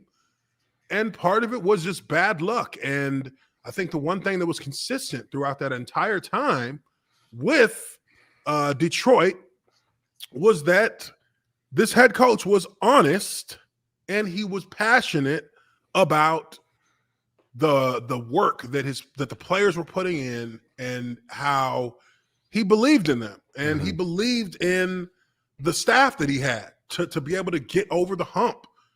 And that held the respect of his players. That held their respect. Yeah, they could see he gave a fuck about them. They could see that he cared and that he took the blame from them. And that's the difference between somebody like him and somebody like Urban Meyer. This guy took it on himself. He held it on his shoulders that they were losing. This dude cried in front of the press. Right. You know what I mean? And look, that's like, goddamn, it's, hey, but at the same time, as a player, you respect that because he doesn't have to do that. He doesn't have to do that. And, he's a young head coach. This is his first time as a head coach. This is a guy who was a player in the league himself. Former player, no experience as a coach, but he understands what the culture is, how to build the culture. That's the difference because that is what you can learn the ins and outs of the coaching side. And, if you're somebody who is more inclined to delegate like Urban Meyer was, there's going to be a void there in knowledge on the football end but if you handle it the right way, you can even account for that. You can even make up for that deficiency. Yep. And let's be honest, it doesn't have to be all that hard to be a good coach. It doesn't have to be that hard. At this level. At this level, yes. It's managing egos, managing these star players. Of course, you have to know some X's and O's. You can't be out there just.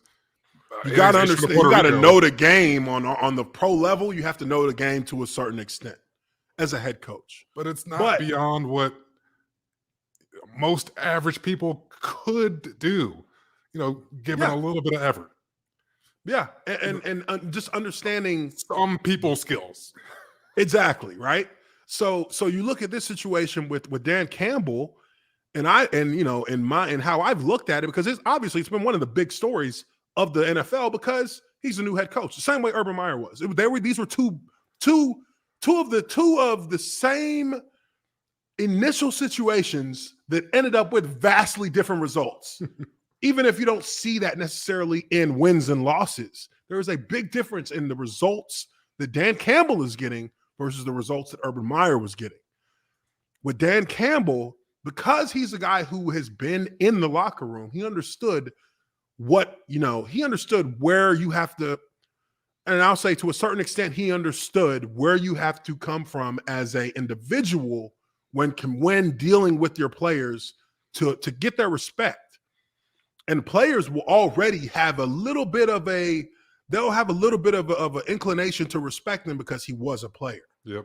And he wasn't just like a sideline guy. He was out there playing. He was a starting player. He was a tight end. He caught touchdowns. He's made plays. He played in Detroit.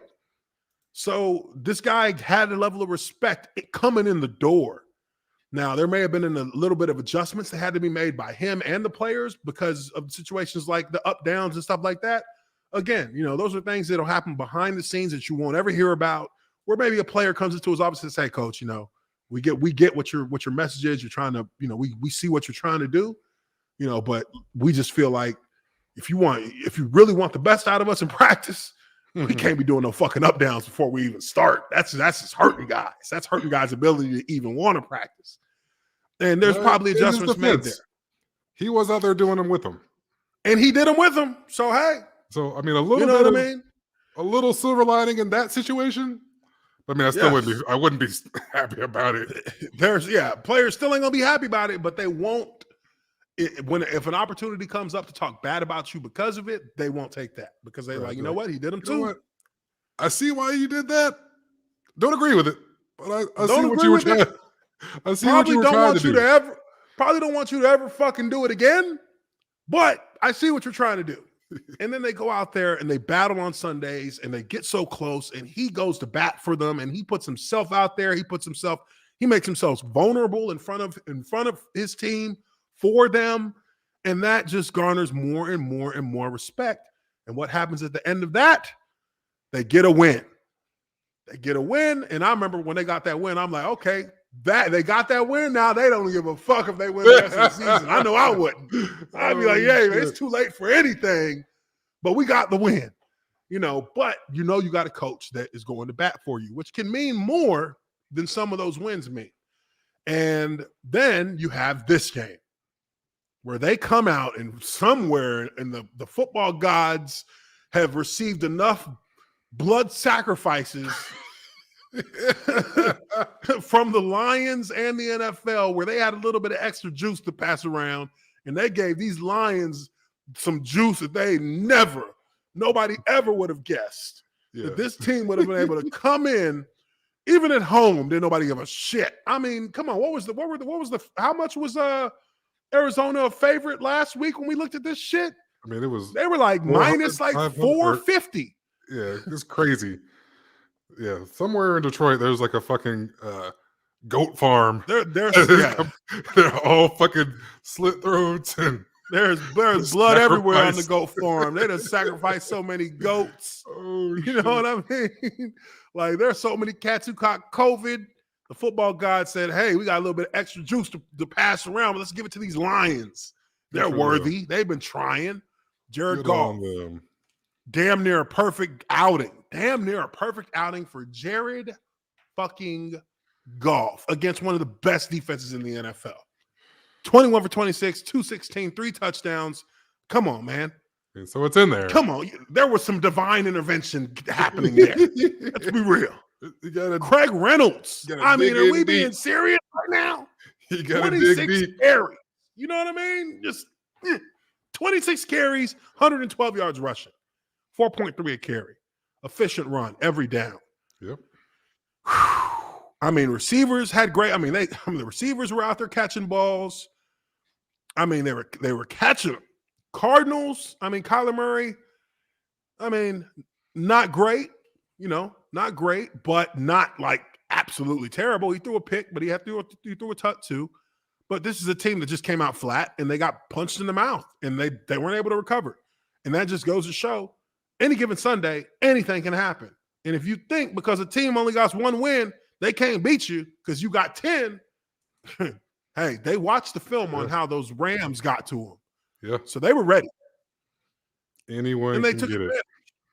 Anybody can get it at any time. Nobody is above getting their ass whooped, even if they're the best going against the worst. And that's what happened. They got their ass exactly. whooped. If you do what you're supposed to do, most of the time, yes, you're going to beat the Lions as the Cardinals. If you do what you're supposed to do. But, I mean, like we just said, and we've said it over and over and over again, if you come in there, thinking you can just roll your helmet out, and they're going to, and this team is just going to let you beat them. Come on, man. Did you see it ain't going down like that. It ain't going down like that. It's not going down like that. The coach they have right now is not going to let them go down like that. They are going to bite your kneecaps. Yeah, they're going to bite your kneecaps, like he said. You might knock us down. We're going to get up. We're going to smile at you. And I tell you, we're going to get up and we're going to bite a kneecap on the way up. You telling me you think that guy is going to bend over? That guy is not finna let these guys go out laying down. You might blow them out, true enough, but you're gonna have to blow them out while they're swinging. Yep. They're gonna be taking haymakers, and that's the difference between the NFL and other levels of football is that everybody's a professional, and everybody has the ability to beat everyone else. Like anybody can beat anybody. It's just that's how it is. So they got mugged by them Lions. Them Lions took their chain, took their sneaks, took their car, everything, and dipped out on them. Now, moving on. And here's another team that is dealing with issues from a college-born head coach with Matt Rule. The Panthers lose to the Bills. The Bills, at 8-6 even, I dare I say the Bills have been a big disappointment this season. They're 8-6. They get the win 31-14, but this is not a quality win of any sorts. It's not going to be a win of any consequence, really, at the end of the day, because they got to beat, they have to be able to take the division, and this was supposed to be a division that was going to be theirs. That's what it was supposed to be, and they have lost many of their biggest matchups, and they've lost in the division to the New England Patriots. So I like Buffalo, and I like Josh Allen, and I still like him. I just think that they became too enthralled in only having the entire offense predicate on his ability to do things that maybe he doesn't need to do. They need a running game. Their passing game needs to find some creativity. And, they've got a short period to get this thing to really get on track because I don't see the way on with what's happening right now. They're a one and done in the playoffs to me. Yeah, they're one and done. Teetering, on even getting in. Yeah, they're teetering. They're literally teetering. It should have been the division leaders, but they're actually just hanging on for a wild card spot. So not what I think many of us were envisioned when we saw what this team was looking like coming into the season, especially after how they played last year. So it's a win. I'm sure they'll take it. Of course, you'll take it. Yeah. But it's not the win that answers any questions. It's not a win that really changes any perception. But moving on from them, even we got God damn it, They're trying to get me they're trying to get me copyright struck with this game playing down there in the corner. Ah, That shit off of there. avert your eyes. Avert your eyes. NFL, please. I'm not trying to use your footage. Broncos lose to the Bengals. The Bengals now in control of their division. They win 15-10. Scary moment in this game. Teddy Bridgewater gets knocked unconscious as he hits his head on the quarterback sneak. Or not a quarterback sneak, but a quarterback scramble. He's trying to make a play. Gets his legs caught up while he's in the air and lands on his head. They have to cart him off.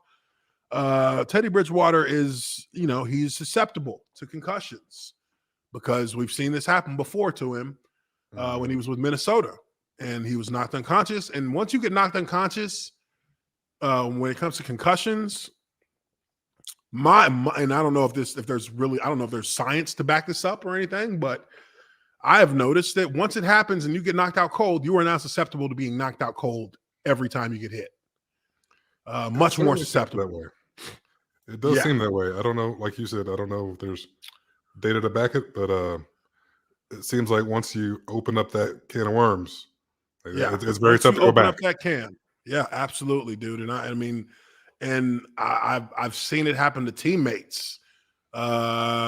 Eugene Monroe. I remember when the first time he got a concussion that knocked him out, he was telling me, like, because me and him sat next to each other in the film room, and we would, he told me one game, he didn't even tell the trainers about it. He was like, yeah, dude, I got hit, and you'll see it on film here in a second. I got hit. I just got knocked on my ass a little bit on a turnover, and I was unconscious for like 2 seconds. He's like, I was out. Shit.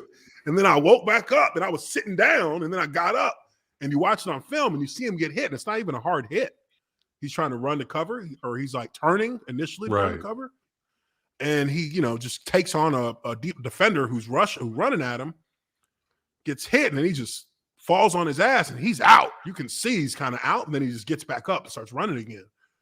And, he would tell me himself, he's, even after he retired, Eugene would hit me up and be like, yo, I'm having, he's like, I'm having post-concussion syndrome, like still years later. Wow. Where there's some times where he can't even like get out of bed. Like he has to just stay in bed for like the whole day because his head is so bad that he's like having problems seeing. My goodness. So, it's a lot of people don't, you don't hear about those things once the cleats get hung up. But I've always been very, I would say, worried about guys I played with who had to deal with, multiple concussions because a lot of them, Will Rackley's another player, a lot of them are still dealing with the concussions, the after effects for years after they're done playing, which means CTE. So, and I think all of us who played have CTE. It's just a matter of to what degree. Like I have not had like head issues per se since I retired. I've not woken up and been like, oh, my head, or just forgotten where I was or forgotten how to get home. But I've heard of a few of my teammates who have. Sure. Like they forget where they live at. I'm like, oh shit. Well, that's something for me to look out for. If I forget where I live at, I know my ass has crossed that line. I'm gonna sit the fuck down. And it's rough, man, because it is frightening to think about. I mean, it's scary, dude. Like it's scary because eventually, and that's where I always wonder because I'm thinking, well, at what point do I start feeling that? Yeah, or is there a point where I'm in the clear? Because I mean, it seems like, or is there exactly? It could take decades to manifest itself. I mean, some of these guys that have had issues were well into their 50s and 60s or even older. But there's some guys Vincent Jackson. Now we just found out had stage 2 level CTE. 2, stage 2 CTE, which is considered severe. Yeah, I think he's a year older than me, or was he? Yeah, he was 38. He was 38. Yeah. So I just turned 38 today. So I'm like, fuck. And then there's just so little we you know. just turned 38 today? Yeah, today's my birthday. Oh shit! Happy Today's my birthday, brother! Goddamn! Happy birthday to Justin Blaylock. Everybody, shoot, throw a 1 in the chat for happy birthday to Justin. Old as fuck. Damn, bro! I ain't getting no alert on my phone or nothing. What the hell? Oh man. Oh. Damn near don't think about it myself sometimes. Woo. So yeah. Happy birthday, dude. But yeah, I have there have been some players that I've talked with who they're dealing with like crazy symptoms within 10 years of retiring. Like I know one guy, and I'm not gonna drop his name just because you don't know him, but I do, and I don't know who knows if anybody would know him or anything like that. But his last year playing was, I think, like 2002. So he was kind of in that last part of that era where, full-on head contact was completely legal and legitimate. They didn't really know anything about. And they didn't really know. The players didn't ring a little bit. Yeah, I got little cobwebs there, huh? Little cobwebs. You just shake that off. Couple plays, go back out on the field, But I mean, this is a guy who trained me after, my last 3 years after, well, I guess I retired maybe a year after I kind of stopped playing because I hadn't gotten any calls, and I was like, all right, fuck it. But for that year, 2 years after, from the last time I played, I was training at his facility. This is a big facility out here in Georgia.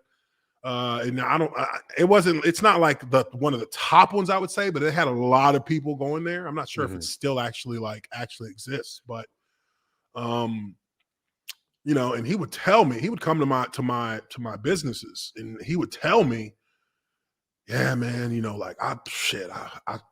it took me like 45 minutes longer to get home because I kept passing the exit. And I'm like, and this was a guy who was a linebacker / outside rusher, but he wasn't a starter. He was a situational guy at that position, but he was a starter special teams on all the special teams. Oh, okay. And you know what that meant back that's then. most of the collisions. The biggest wedge collision. buster. That's gunner. Yep. That's guys who were basically, and he was a core guy, and he was with, I don't want to give away what team he was with, but he was running full tilt every time. He's running full speed every play he's in on the game. He's running full speed and he's hitting something. Yeah. Or he's still in good shape. He's still, but he's like fucked up. His brain, he knows it. He's fully aware of this. He's not like delusional about where he is. So he just, his thing is, man, I just try to manage it. He says one of the best things that's worked for me is talking to a therapist, so I can at least talk about the things that give me anxiety and talk about the things that mess with me, so that I don't have to explode because I'm trying to because he's trying to deal with it on his own. I'm like, hey, that's good actually. One of the biggest things that helps players is just being able to talk about it. Right. So for him, I think that was big, but I haven't talked to him in like a year, but he's gone through all kinds of shit with the family, divorce. And these are things that a lot of players go through a lot of players get divorced after their careers end because they're going through that cycle of it's a spiral and it's just a big identity crisis. Right. When you retire. A big identity crisis. In middle school, probably, or maybe even younger for some guys. Yeah. That's who you are. That's who you are. You were the star running back for such and such. And it's almost like the Peter Pan syndrome. Like you never really get a chance to grow out of that. Yeah. And now all of a sudden that's gone. All of a sudden you're thrown out. Like it's over with. Just one day it's done. And there's not even and the NFL doesn't really have like the NBA does. The NFL doesn't have a transition out of the NFL as a player and then a transition into another career. It's not set up how the NBA does it. Like one of my good friends is Jason Terry. Jason Terry, Dirk Nowitzki. And they actually have something that you have to go through once you retire. Oh, wow. With the league, they take you through this transition. They start training you for a retransition into another part of the NBA. Oh, wow. Which is, I was confused when Jet was telling me this. I'm like, what?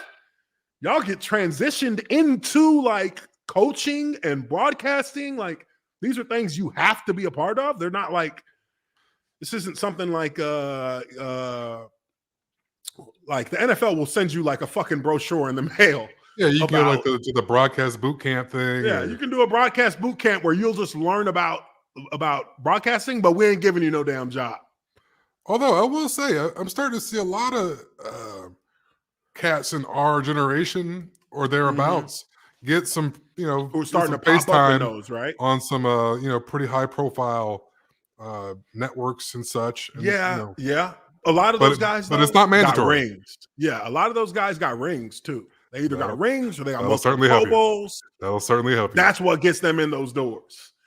Not saying that you can't get in them. Like I've been asked about that a few times, like with coaching, and I'm like, you know what? I would be a great offensive line coach, but I don't want to be an offensive line coach in the NFL because I know what those coaches go through. And I know that they don't have a union, and I know that they are, they're how their lives are structured are almost far more, not almost. It is more demanding than how the players' lives are structured. Oh, 100%. And our lives were demanding.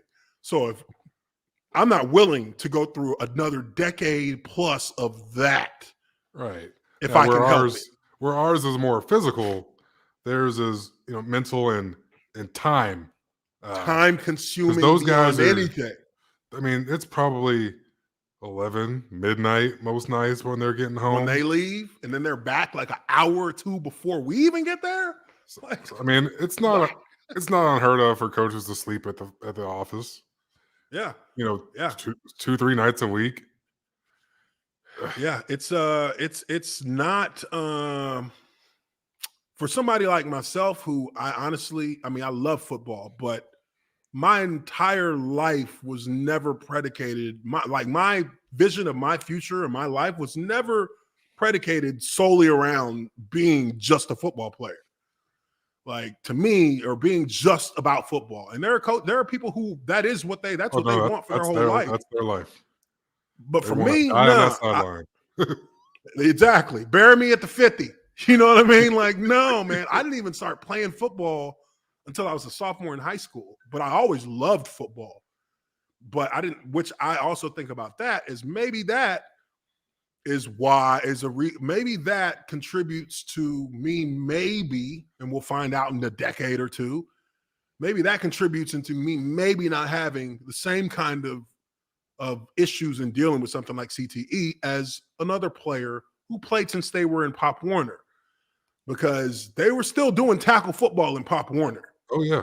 They were still banging helmets. Much worse coaching, much worse attention to detail. God, awful coaching. That is one of the biggest tragedies to me, is that these coaches at these lower levels, Pop Warner, middle school, even high school to a certain extent, like these guys these guys are teaching, and I won't say all of them, I'll say like a lot of the old school style coaches are just teaching to be violent, to be to lead to. I mean, you've probably seen these videos where they're getting these young kids to go head on. Like, you got to see what you hit.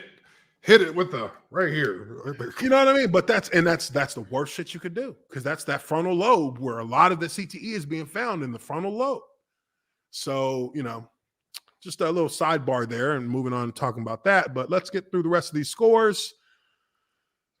Falcons get their ass whooped by the Niners. Niners are balling. Yeah, they're coming on. Niners are hot right now. I don't think any team in the NFL is really looking to take them on in the first round of the playoffs. Yeah, that's going to be a tough out. Somebody's going to have to. That's going to be a real tough out for somebody. That's going to be a tough one. And I'll tell you what about the Falcons, too, though. The Falcons have done far better than I expected. I thought this was going to be more of a double-digit loss with maybe 3 wins team, just because they were dealing with a lot of a lot of questions. They lost Julio. I thought that was big. I just didn't think that it was going to be a good year for the Falcons. It just didn't seem like it'd be a year that they could be like, okay, decent year. Thought it was just going to be terrible. It's actually a pretty fucking decent year for the Falcons. 6-8 is not by any stretch bad right now. Right. Consider what they've been dealing with. I mean, top receivers been out now for over a month, I think. Mm-hmm. And, they still managed to string some wins together. Yeah. And we finish versus Lions, at Bills, versus Saints. Yeah. I mean, you can maybe get 2 of those and be looking at 8-win season potentially. Yeah, no doubt. And I mean, look, the 8-win season is something to build on. That means you actually got some pieces in place that can work. And maybe 1 or 2 more pieces on each side of the ball can actually boost you into a 10-win season. Yeah, I think if Calvin Ridley comes back, healthy and ready to play next year, there's some things to build around on offense. Kyle Pitts had spurts of looking like a budding superstar, generational talent. Oh yeah, he's looking like he's going to be a keeper for them. Yeah, there's lots to build around. But I mean, just like we talk about almost every team that struggles, a couple pieces up front, run the ball a little better, protect a little better. Mm-hmm. But the weapons are there. Yeah, and you got a guy that can distribute the ball to said weapons at an efficient clip. Now, what do you think about Matt Ryan and his future? Because I remember hearing at some point during the season there was supposed to be a rift. Going between him and the team, him and the coaching staff, where I think they were saying rumors that he made comments that he wants out. Oh, wow. I know that I don't know that those are 100% true, but I mean, what are his stats? Let me check out his stats real quick. I mean, he's like top 10 and like all time. That's what I'm saying, dude. This dude has like never been like at the bottom of shit stat wise. Let me see here. People just sleep on him. He's one of the all-time greats now. You know what I mean? Like offensive leaders. Let's see. Passing. Motherfucker is still 11th in the league. He's right behind Aaron Rodgers. Yeah, whatever issues they may or may not be having, I doubt it has very much to do with him. Okay. The guy is the consummate professional. And look, man, this is the shit that I've gotten in arguments with people over this. And people who, they ask me because they think, hey, you played in the league. Tell me what you think about Matt Ryan. And I always would tell people, they're like, man, I can't until we get rid of Matt Ryan, we can't do shit. I'm like, bruh, Matt Ryan ain't the problem. You get Matt Ryan some good protection, and Matt Ryan balls out.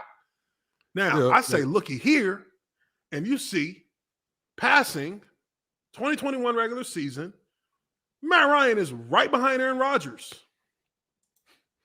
Aaron Rodgers is probably the front runner for the MVP right now as a quarterback. I think, honestly, that you should be looking also at potentially the running back from Indianapolis, because if he gets them the division win in the AFC South over the Titans, I would say that he has legitimate claim to that as well, because he has carried the Colts and they're doing pretty well. But Matt Ryan has consistently, and I mean, let's go back 2020. 2020. Not postseason. I'm sorry. 2020 regular season.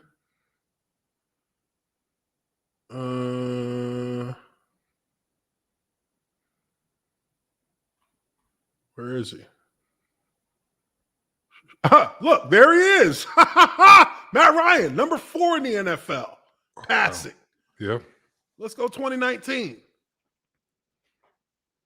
Matt Ryan, number 5. 2018. Matt Ryan, Number 3, 2017. What was his Matt MVP Ryan, year? number 6. Yeah. And here he is, number 6 in 2017. This dude has literally been, let me see. This dude is number 2 behind Drew Brees.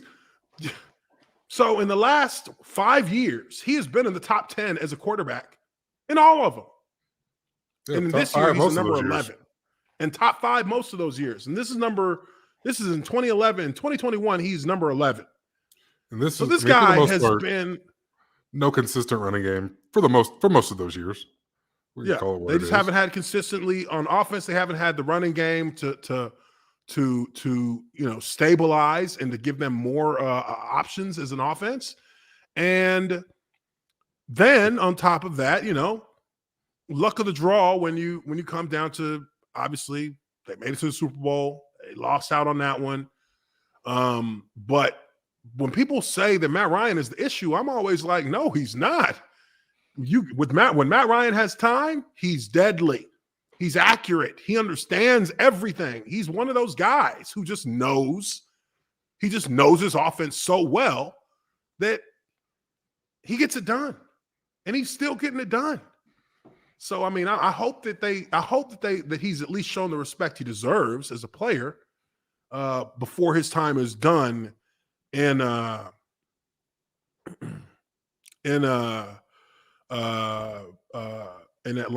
I hope they treat it with respect the same way they treated Julio's situation with respect. Right. Because you do that was a respectful divorce. Yeah, you know what I mean? Very amicable. I mean, guys like that should get some sort of dignity as they transition, or even if he stays on. I have no idea how that's going to play out, but if you stay around long enough, you're mostly going to end up somewhere else. Yeah, all the greats, Peyton Manning, all the Tom greats Brady, end up, all these guys end up Joe Montana. No one ends up. Nobody's able to really choose how that shit's going to end for them. Riding off unless into you the just sunset unless with you're the team that it started with. A very few can choose. Maybe you very sign very a few. one-day contract and come back, just for some warm, just for warm ceremony and shit. for that ceremonial finish. But a lot of more players, often than not, you're not going to be. You don't get to dictate that shit. Yeah, you're not going to be stinging up the joint, and they just stick with you. Oh man, remember those good times? We'll let you play a couple more years. Like, he's done so much. Generally speaking, it ain't like that. All right, we got Terminal Sports here. He says, so how long before football players start asking for Hans devices to be mandatory? They've been so in motorsports for 2 decades now. I would say, explain to me what a Hans device is. Looking it up now. Yeah, I'm not exactly sure, familiar with that, but I definitely would love to hear more about what that is. I'm sure that has something to do with neck brace. Oh, to stabilize the neck when they're playing. Thing that they started developing after Dale Earnhardt passed away. I think it looks like a cowboy collar, but it looks way sturdier. I see. That's like a neck brace, to stabilize their head for accidents, right? Whenever they get into any kind of accident. Well, see, that's the thing. I get what this is, the Hans, but you got to understand about head protection. What about protecting the brain is different than protecting the skull. Protecting the brain is not really. There's nothing to really protect the brain when it comes to impact, except for that fluid that your brain sits inside of your skull, because there is wiggle room in there, and that fluid is supposed to provide the cushion so that wiggle room isn't super, just detrimental and destructive if you get into a high impact incident. That's the problem that the NFL really doesn't talk about, because they don't really have an answer for that problem. They have an answer The only answer they have is to say, oh, our helmet technology. But again, what is the helmet actually supposed or designed to protect? The skull from being cracked or from being severely injured at the skull level. The brain is a completely different story. So in essence, your football helmet does not protect your brain in any way, because the hit itself, the velocity, the kinetic force that you experience when you are hit in the head, it travels through the helmet and the skull, and your brain begins to shake around in that fluid.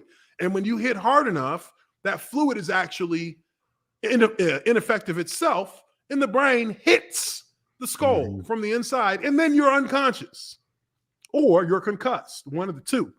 Now, we've all seen what a human brain looks like. If you took let's say, what would you like? What could you like physically use to replace a brain if you were experimenting? You take like a grapefruit and just smack that grapefruit up against the wall 20,000 times and then look at it. That's what's happening to the brain. So, and it doesn't take a huge amount of force to create that kind of effect over time. That's why one of the things that they also talk about is subconcussive hits. Subconcussive hits are really more damaging than the hits that knock you unconscious, because the subconcussive hits don't knock you unconscious, don't necessarily ring your bell, and you have that happen on an average as an offensive lineman. You could have that happen on an average of around 60 times a game, and then you have practice, and then you have every practice you've ever had in your career, plus every game you've ever played in your career. You add up all of those plays, and you have an idea of how many times potentially your brain has been smacking against the front of your skull. So that is, in the grand scheme, what you have to consider. And that's why football helmets don't do shit in helping to stop CTE. The only thing you can do is eliminate the actual hit itself, which is, for an offensive lineman, kind of not possible unless we just don't play the sport anymore, period. Bennett Amalu, who discovered CTE, a Nigerian guy who has 12 PhDs, much smarter than anybody the NFL has to talk about the subject, has said himself that the only way for this shit not to happen, the only way to save your kids who will play football in the future's lives from having to deal with CTE is to not play football anymore. Because and he said it's not just football. He said he's found CTE in soccer players. Yep. Almost on the same level as football. He's found CTE in boxers. They call it being punch drunk, right? Like, that's CTE. They're finding it across physical sports, where your head is a part of, the contact. So, there's a lot there. There really is a lot there. And it's sobering. But again, if you ask me, would you play football again? Yeah, unless you promise me I'm going to be a superstar in baseball. Shit. Shit. Unless you tell me that, yeah, would I have chosen this path again? Of course I would. Of course I would. Look, it's done a lot for my life, sure, but I'm lucky, and I think we're lucky enough to have come up in an era where that was exposed early in our career. So the emphasis for me with my offensive line coach was always block with your fucking hands, not your head. And it rang so true, because anytime you tried to just block with your head, a lot of times those were the hardest blocks to maintain, because you can't see shit. And usually a player who's aware that you lead with your head a lot is going to take advantage of you. Yep. And that's it's necessary to block with your hands. And that's something that I never liked hitting cats with my head to begin with. But I mean, hell, when you run power and you're pulling, Sometimes that's kind of all you got. you can deliver a hell of a blow. Yeah, you can deliver. I mean, that's the knockout blow. But I was coached well to do it with my shoulder and to do it with my hands. And yeah, my shoulder's destroyed. Yeah, my hands are fucking bent sideways and shit. But hey, my brain is all right, relatively speaking. But let's go ahead. Let's finish this thing up. We're over here, kind of talk. We've been sidebarring it, but it's all good. Packers beat the Ravens 31-30. Is there a quarterback controversy in Baltimore now? Should there Huntley be? is looking pretty good. Huntley looked really good. Now he looks Huntley different. He did everything that Lamar Jackson does. But he also threw the ball well. Boom. But he also threw that ball. 28 for 40, 215, 2 touchdowns. And those were some dimes. Those 2 touchdown passes were dimes. Yeah. He put those in tight spots. And he had, 13 carries for 73 yards, 2 touchdowns on that. So the dude had 4 touchdowns. That's a backup. That's a hell of a day. When you have a game like that against the top team, in some people's minds, the top team in the NFL, when you have a day like that against their defense, which is much improved, I think you might have a quarterback controversy on your hands. He's going to make himself some money. He might, yeah. If he continues this, he's definitely going to make himself some money. He's going to create leverage for himself. And he's going to make Lamar's ankle feel a whole lot better, a lot faster. Hey, Lamar already taking all the snaps in practice. I'm good, coach. I'm good. I'm good. I think I can do it. And I think that there might be a quarterback controversy brewing for next season in Baltimore. And I think that really because, look, we all remember that one season Lamar Jackson looked really, really good throwing the ball. I didn't know what it was, but at that point he looked really good throwing the ball. He was accurate. He was patient. I think that at a certain point, the NFL has a way of forcing you to become traditional again, regardless of your abilities as a player. And Lamar Jackson has unbelievable scrambling ability, but those can always come into use for you, but you cannot win the game with that alone. It's just not going to continue to happen. You're going to have to traditionally beat teams with your arm if you're a quarterback in the NFL. It just always boils down to that eventually. And I think that we've seen in the last 2 or 3 years, even though I would say 2 years ago, his passing was at its height. Since then, he's regressed severely, but also they have not been able to run with these. I mean, he has been able to scramble and create plays, but they haven't been able to run as a team with the same kind of efficiency and impose their will in that same way since 2 years ago when he was throwing the ball very well. So now enter Huntley. What is his name? TJ Huntley? Something like that? Tyler Huntley? For sure. But enter Huntley. And Huntley, which, I will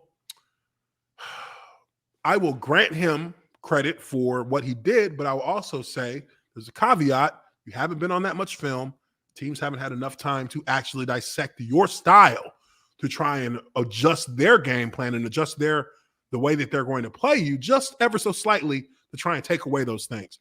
But one could argue, well, Baltimore's quarterback system is kind of set up just as you replace Lamar Jackson with another Lamar Jackson at quarterback as the backup. So you are seeing the same thing from any quarterback that they have at Baltimore. You'll see the same kind of thing. So Tyler has been performing, very well. Now it's 2 weeks in a row he's performed very well. Yeah. So I think that come next season, if this continues, and then they put Lamar Jackson back in, and Lamar struggles, and it's a playoff game, I think they pull Lamar Jackson and put in Tyler Huntley. I could because that's what I mean. I could see that happening. If they have another situation like they've had in the past 2 years in the playoffs, where they're in the playoffs and he's struggling, and it's clear that his passing is just not up to snuff, they're going to pull him before things can get before they're so far back that it doesn't matter. And then the playoff games are different in that once you're down by 10, it's extremely hard to catch up because the defenses play so much faster, better. Everything is about there's so much about the fundamentals of playing that are imperative that you don't take the risks like you would in the regular season. You stick to a certain philosophy of a certain style in your game plan. Because when you start digging into the back of your playbook and start pulling out plays that you ain't run in a while, you're going to turn the ball over because those defenses are on their shit. So it's either going to be a close game or a blowout. And if it's a blowout, usually it's a blowout by halftime. Usually. But I think if it's a situation where they're down 7 or they're down 10. And it's like they're going in at half, they give Lamar Jackson one series to show that he can get points on the board, or they're going to go with somebody else because they're going to need some time to try and catch up. And they want to have their best position out there, their best choice, the best chance to get that done. I think Huntley looks good. I like what he's doing. Yeah, he's putting some good film out there. Oh yeah. All right, now. We already talked about this Saints-Bucs game. Saints, they got the Bucs number for some reason with Tom Brady there. They didn't score a fucking point. What does that mean for the Buccaneers in the grand scheme of things? Probably not much. Probably not much. That doesn't really hurt them that bad. It doesn't really hurt them that badly. I know it hurts Tom Brady's ego probably very, very much so. It hurts. Surface he is all that motherfucker is probably doing pull-ups in his bedroom right now, sweating, looking at the film, just fucking gritting his teeth, fucking kicking his dog in the side.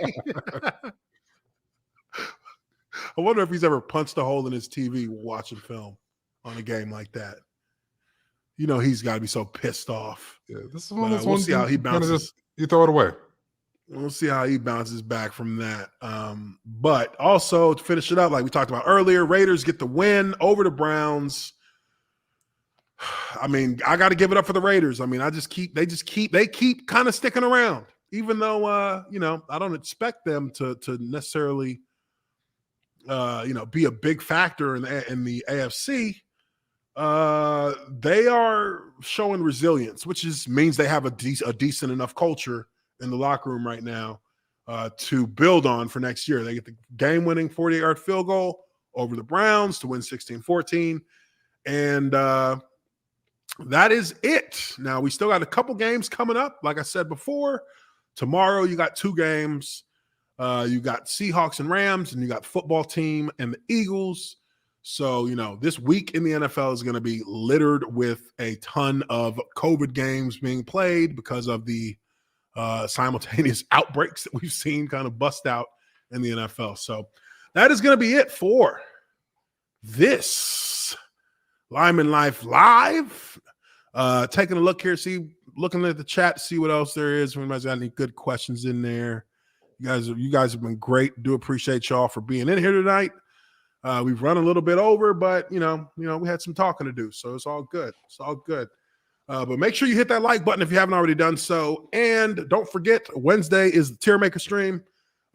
Is going to be obviously a bigger panel here with me, Justin, 5 Point Vids, Urinating Tree, potentially a special guest. I'm going to try and get another guy to come on Wednesday, so look out for that. But anything before we go, Justin? No. Good show tonight, man. Yeah, man. Good Covered a lot of stuff. Good shit. stuff. Covered a lot of stuff. Had some good discussions. Got into some stories. But hope everyone has a wonderful rest of their Monday night. And we will catch you guys again on Wednesday for the Tier Maker stream. We are going to be out of here. Hope everyone has a wonderful evening. and peace out. Peace.